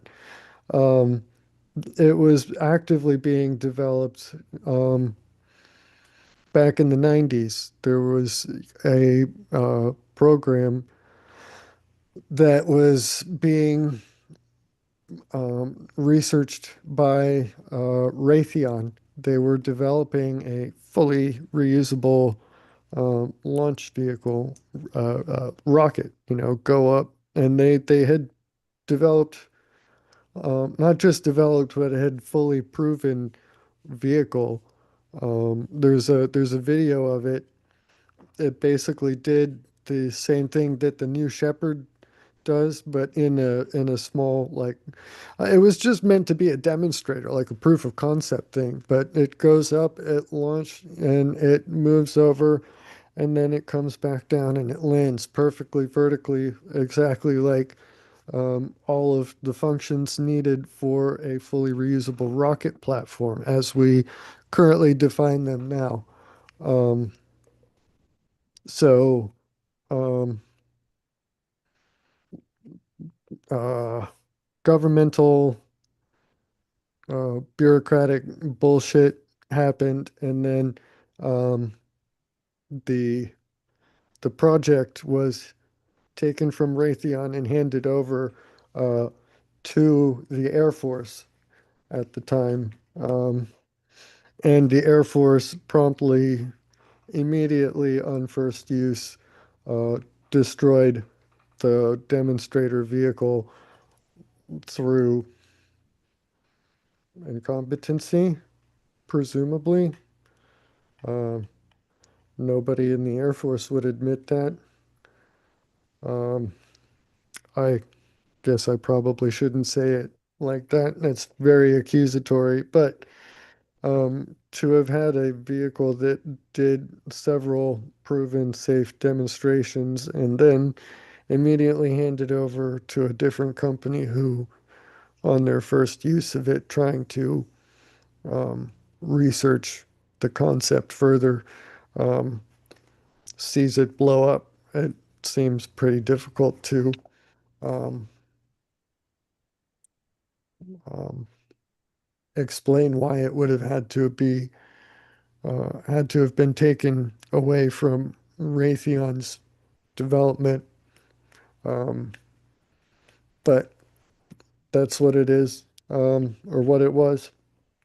And for whatever reason, after that, um, the the project was never resuscitated, never rebuilt, never fully pursued. But there was a lot of knowledge uh, produced and developed out of that project, and a lot of the knowledge and even a lot of the minds, the people who were engaged in that process and project at the time ended up coming and working on various different things. Engineers are um, are very permeable through a lot of these um, DoD contractors. Once you get a security clearance and you've been vetted, it's a lot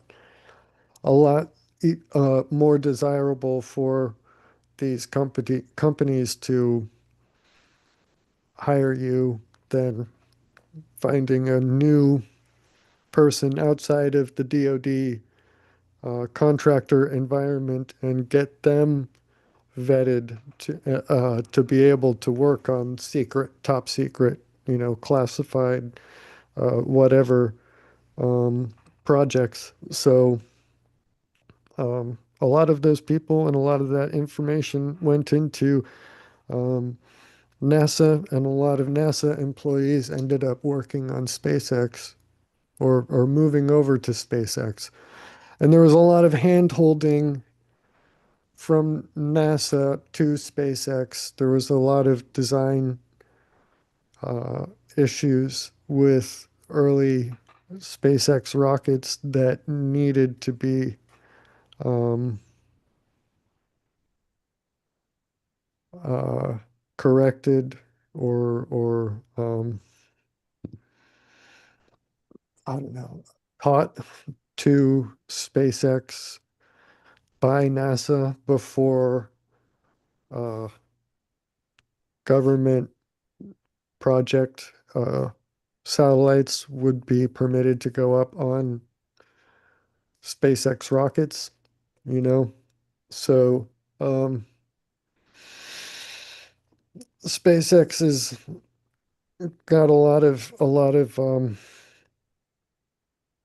lot of praise for being so ahead of the curve, but they aren't so ahead of the curve when you take a step back and look at the full curve of these reusable rockets and whatnot. And then once you get this technology down and you have this corporate secrecy, um, it's a lot easier for you to be the leader in a field once you've been the one who did it the first time already. You know, they've got all the best minds who wanted to work on the leading private company. So Amazon had to work hard to attract the talent to get to a point where they could catch up with SpaceX. Um, yeah, no, Mark, kind the of depth of your knowledge is incredible. Right. I I just like, watch a lot of YouTube videos about rockets. I need to Um, watch more YouTube. Yeah. there's some very, very knowledgeable people who share a lot of really good information on YouTube on this platform. Are you as informed about astronomy? Not offhand, no. I was a very big astronomy enthusiast when I was younger, but I've never been, or not never, but I haven't been as focused on that. I like a lot of the big findings that are coming out of these new telescopes and everything, the James Webb telescope and the um, uh, the ESA's uh, big one. I don't know the one that did the millimeter scale infrared telescope that developed that image of the black hole um, in the M87 galaxy, the first image of um, of uh, visual detection of traces of a black hole Yes. um, as would be expected and described by relativity if black holes exist, which has kind of gotten to the point of being pretty settled now. Back in like I don't know the early 70s, 80s, it wasn't as settled. It wasn't as widely accepted. There was kind of a um, maybe I'm off on that date range. It may have been earlier than that, but yeah, black holes weren't always as accepted. It is still relatively recent that they were um, even kind of mainstream. So to have that kind of proof recently is pretty interesting. Um, that was one of the big things that got me excited about astronomy again recently. I don't know. Were you a big astronomy person in I was when we lived in Woodstock. We took astronomy, uh, I guess, classes from a guy who lived outside of town who taught at New Paltz University and had a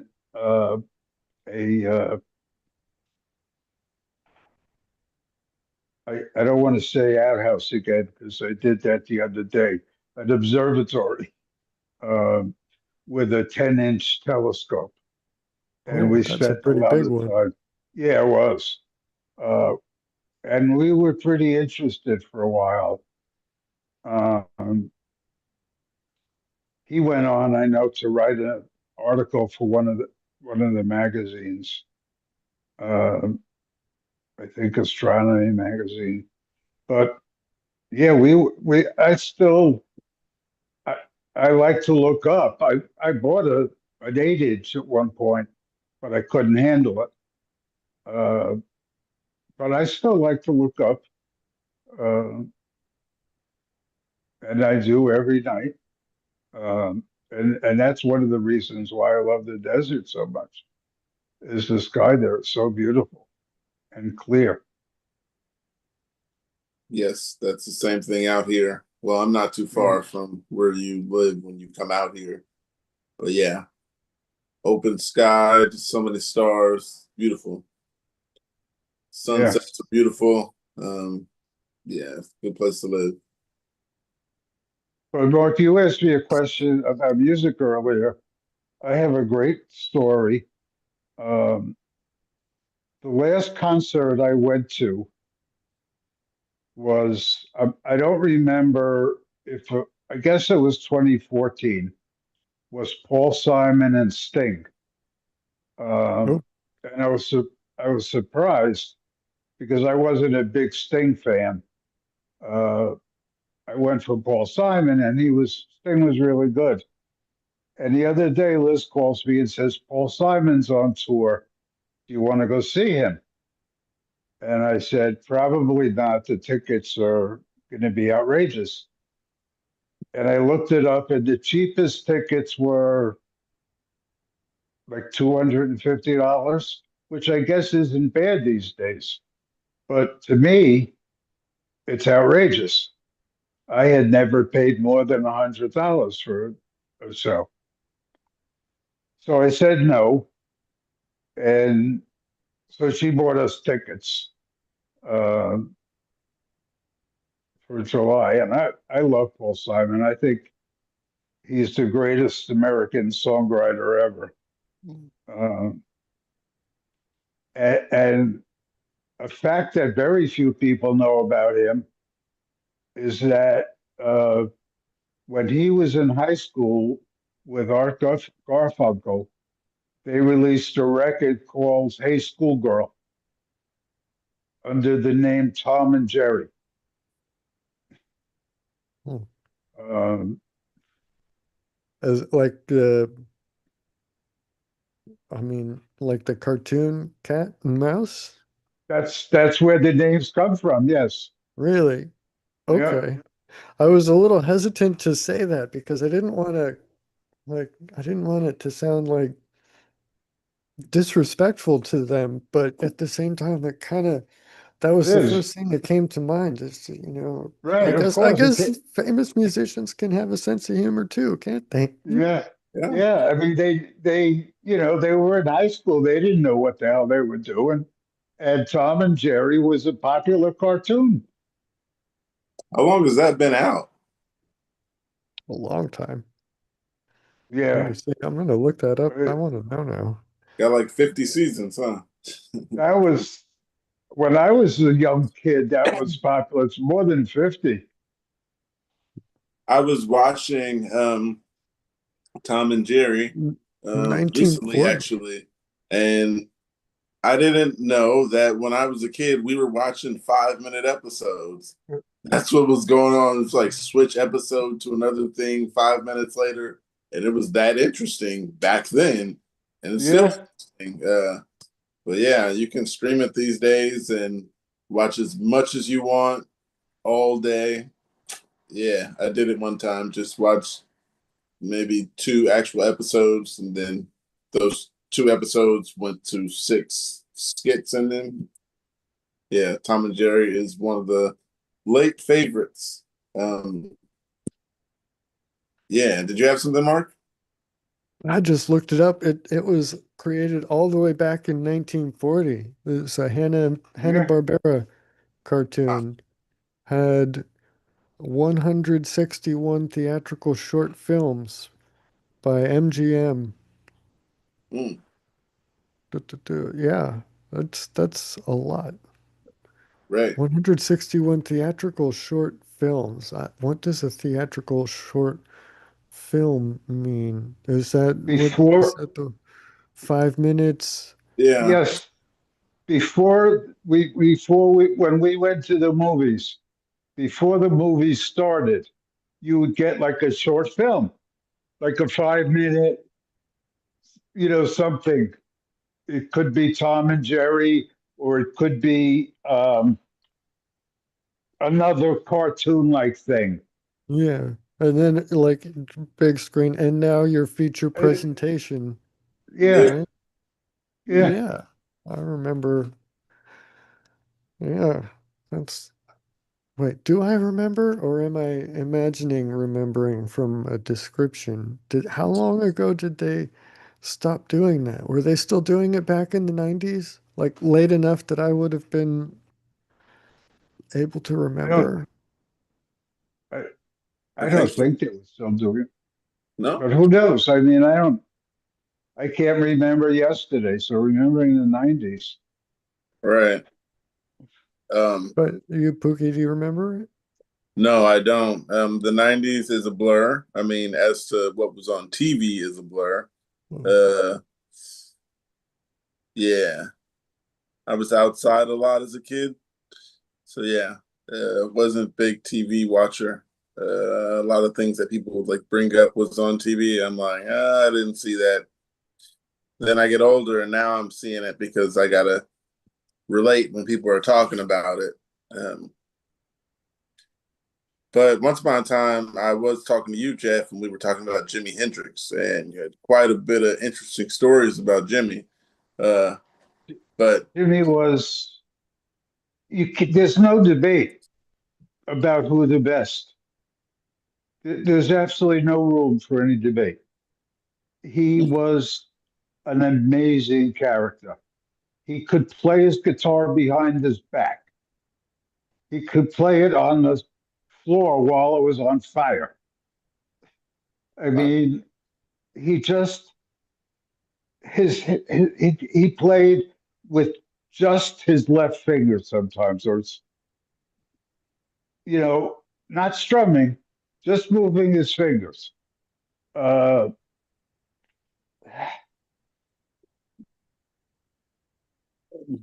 it's like I know at one point everybody thought Clapton was the best. This was, and he was maybe if like three or four strings behind Jimmy. Jimmy Jimmy was just an unbelievable guitar player. He did things with his guitar that nobody else ever thought of. It's like bringing rockets back down. Whoever thought we could do that? I mean, he did things that they still can't do now. Uh, Literally, he played the guitar strapped over his back, and the guitar was the back of him, and it was great. Uh,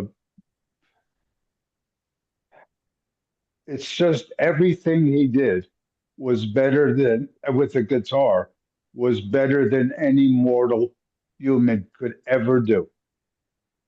He was that far ahead of anybody else. It uh, was hard to follow sometimes. He was so good. uh, was he like the first to do the behind the back? What, do people do it now?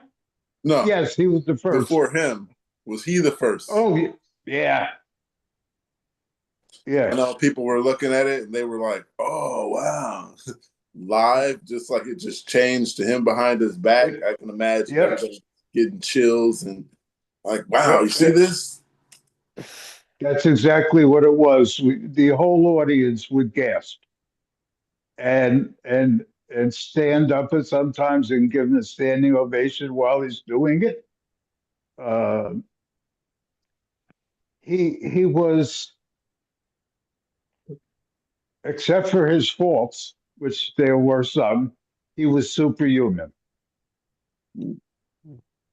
Um, I found an article on Jimi Hendrix, his last meal. It says, Oh, I'll read it. It says, the boring sandwich that ended up being Jimi Hendrix's last meal.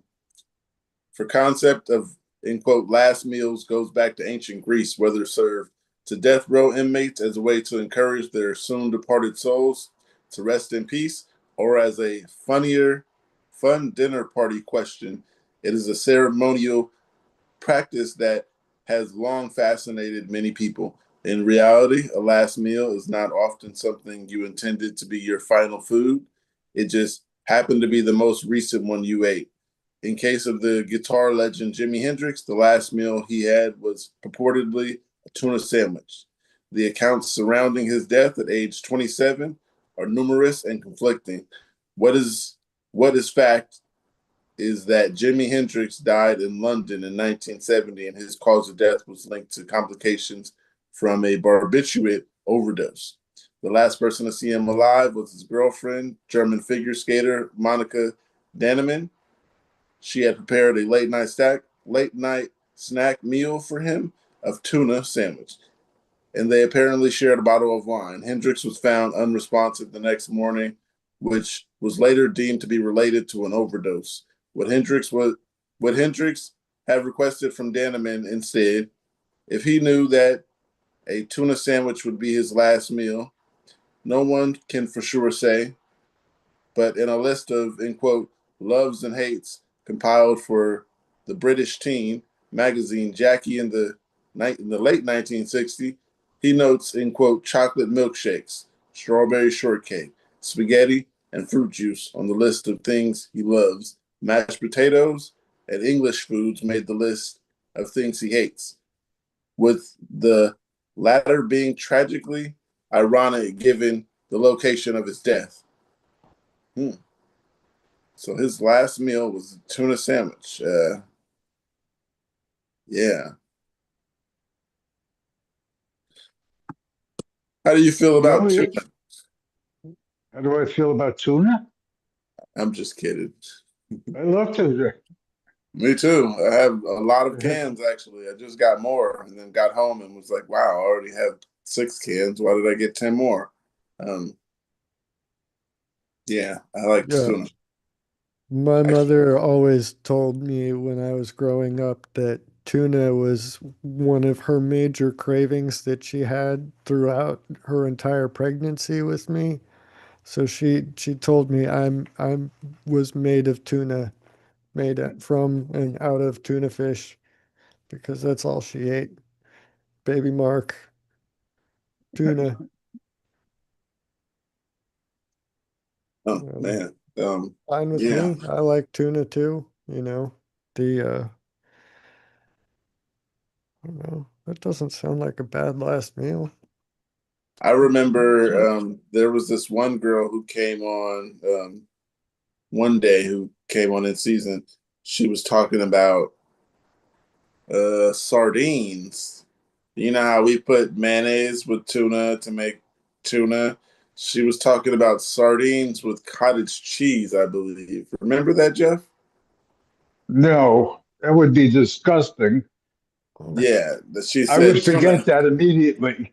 She said tuna was disgusting, and we were disgusting. That something about tuna. We were eating it, and it does something. You guys eat this, and it does this, or I forgot what the specifics were, but yeah, she was telling us about tuna and cottage cheese being a thing. Um, and yeah, tuna being bad and cottage cheese being a thing, or tuna and cottage cheese being a thing. Because one I no, had, I I'm guess. sorry.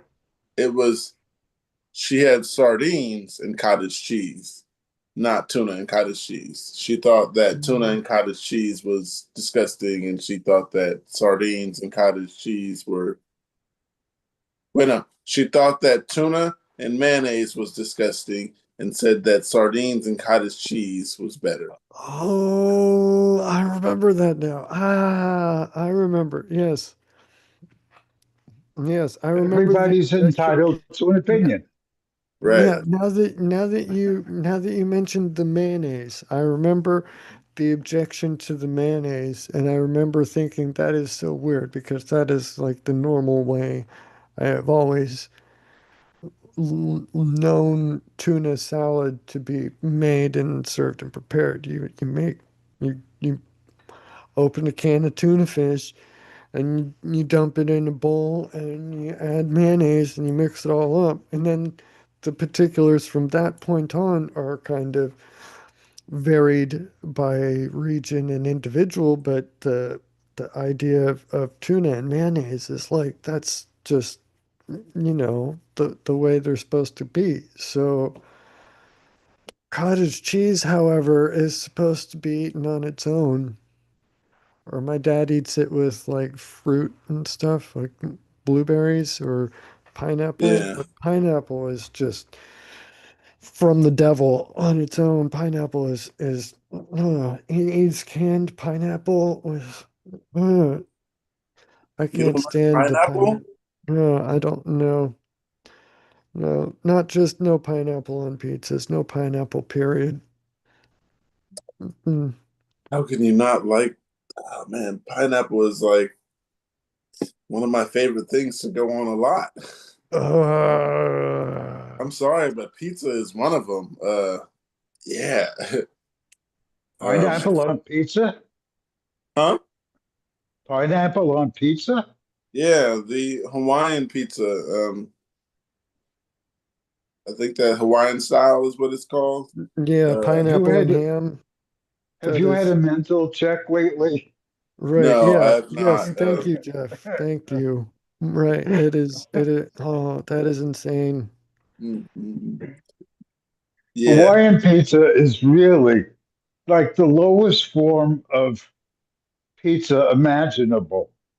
Mm, mm, mm. Mm, Yeah, yes. it was pretty good. Yeah. I think if you put an elephant's dung on it, it would be better than Hawaiian pizza. Mm, mm, mm. Guys, oh my goodness. Adding elephant's dung to Hawaiian pizza wouldn't make it any worse. Mm, mm, mm. Um, yeah,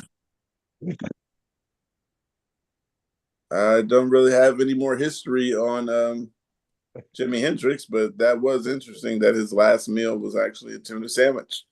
Um, yeah. I'll tell you another.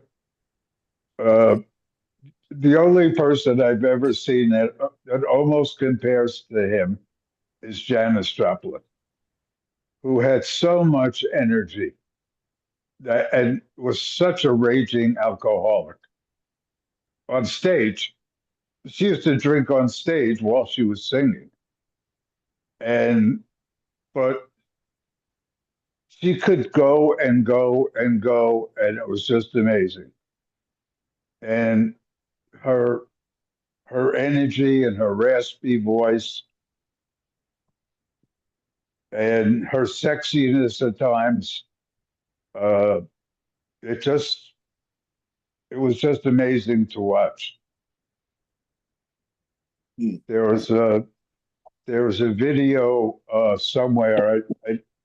I don't remember seeing it, but I know it's out there of her and Pigpen, who was the original keyboard player of the Dead, singing "Turn Out Your Love Light" and passing the bottle between them, both falling down drunk. And they forgot the words, and after a while, we're just singing "Love Light." mm. Um, wow. I like getting my older news from you. Your old stories about music and stuff you told me about the mob when you were a kid. That type of stuff is very interesting. I forgot the guy's name you told me about. I wish I'd known him. Gotti, John Gotti. Yeah. Yeah, there was Interesting. a TV show about his, like a reality TV show about his family. After John Gotti was he he was killed by another, like a rival crime boss, wasn't he? Yes. Yeah. So after all of that, like his family, his kids and everything went and had this show Growing Up Gotti. And they talked about like what life was like being the son of a mob boss. So I mean, I never watched the show, but I remember that like that. I remember seeing that name on like TV adverts enough that like the name Gotti stuck out in my memory. It wasn't until like a few years after that that I learned the the reason that Gotti was um, so important. And you know, there was some other special that talked about him and the history of organized crime in New York City. Yeah. And I mean, you can't tell that story without saying his name. So, I wouldn't be here without saying his name. yeah. Mm. Um, I actually didn't know Growing Up Gotti was actually a show. I'm actually going to check it out. Yeah, 41 episodes. I will check it out. Came out in 2004. Yeah, back around the writers' strikes and stuff. So when there was that explosion of reality TV shows, they Mm-hmm. just kind of they needed something for new content, and there were, you know, Hollywood writers were refusing to write, you know, whatnot. So um, yeah, that's why there was that big blow up in like game shows and reality shows back then. So 41 episodes makes sense. That's at least 2 or 3 seasons back then, right? Yeah. So um, I got something. Um, yeah. How do you guys feel about like the robots starting to do surgeries and procedures on people? I mean, robotic surgery has been happening for a while. I don't know if, like, you mean, I don't know. I got something. It says bowel cancer patient is first to have life-saving surgery by hospital's new robot.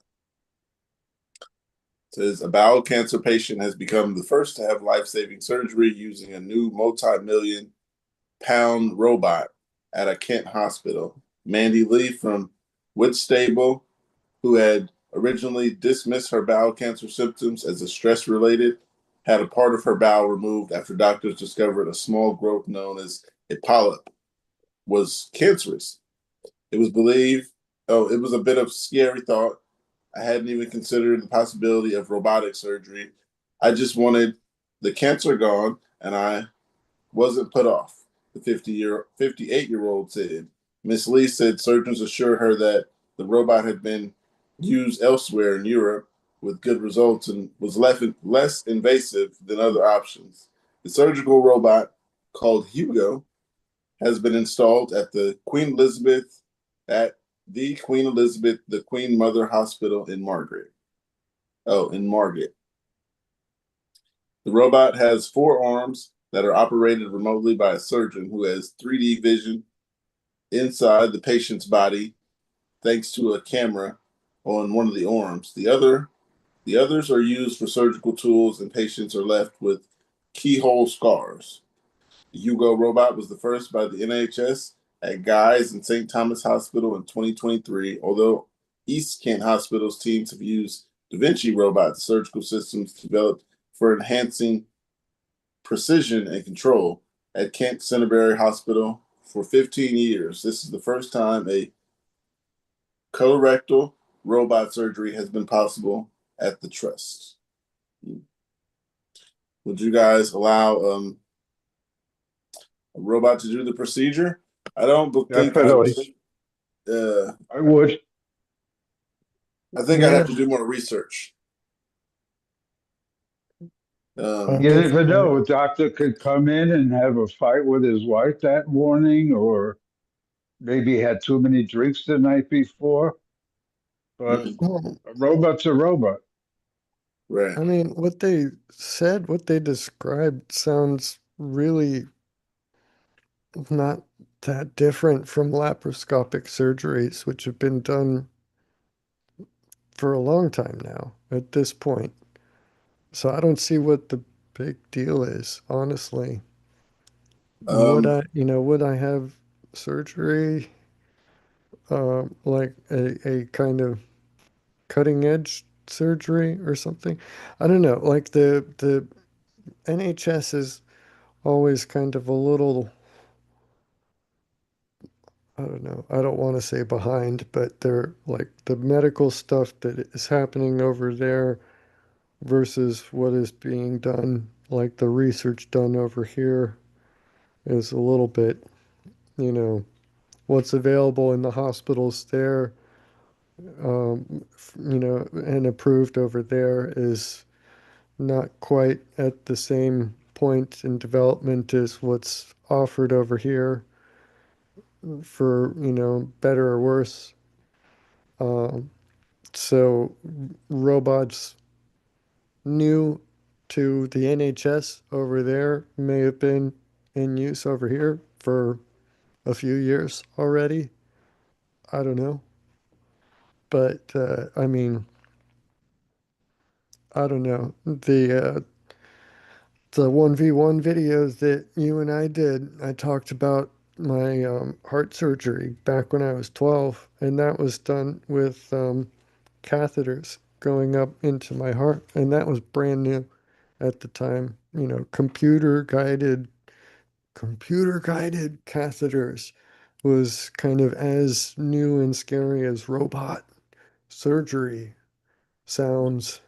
But when that article was read, it said human guided robot, right? So it's still a human surgeon. It's robotically assisted surgery. It's just a different tool. It's a very fancy scalpel. It's not an AI chopping into people, especially given that the article was written in 2023. That was mhm. well before the whole ChatGPT had fully exploded and AI became the new buzzword. So, oh wait, no, I guess it was kind of right around the edge of that time. But if they Yeah, did mean it as AI, they would have said AI.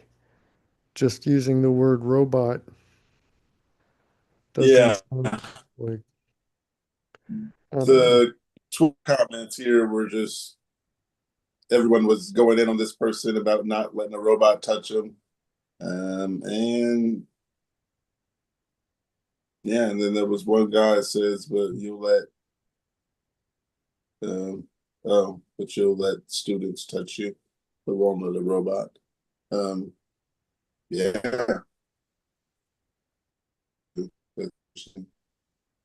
Um, yeah. I'm not sure about robots touching me.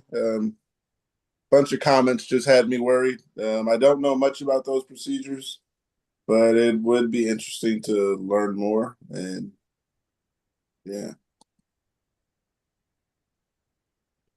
Yeah, I don't know. I mean, how can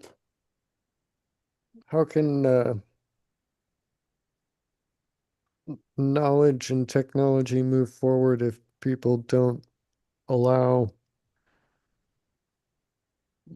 you know, technology to progress? Like I don't know. I would probably maybe end up more towards the more experimental side of that than a lot of others. Um, I wouldn't mind if it was AI directed surgery, autonomous AI directed surgery, and it was basically just they wheeled me into a hospital room and then walk out and then type into a computer console connected to ChatGPT and type, perform such and such a surgery on this patient, and then walk away and leave the OR room to cut into me as the AI sees necessary for this surgery that it was prompted to perform. That's a different scenario I get you. than a person directing a robotic procedure. I definitely would not allow the AI to uh, or the AI prompted robot to do its thing on me. But Gotcha.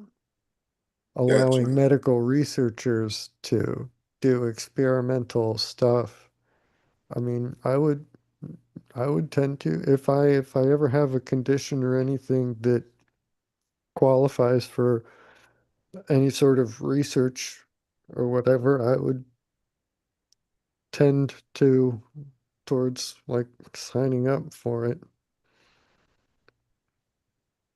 A little Gotcha. way I can contribute to science, right? Right. I get you. You can make me what do you call it? Rethink some stuff. Yeah, just the comments in there was making me think, yeah, I'm gonna have to think about this one. Then I listen to you, Mark, and I'm like, yeah, maybe I might. Maybe I might, maybe I might not. But yeah, it was nice having you, Jeff. I'm gonna go soon. Okay. Yeah, love the history and the stories I can get from you every time. Thanks. Yeah, Enjoyed being here. me too. Yes, All Enjoyed thank you right. for having you here. coming. It's always great talking to you, Jeff. All right. Take care, guys. Thank you. All right, you have a good day.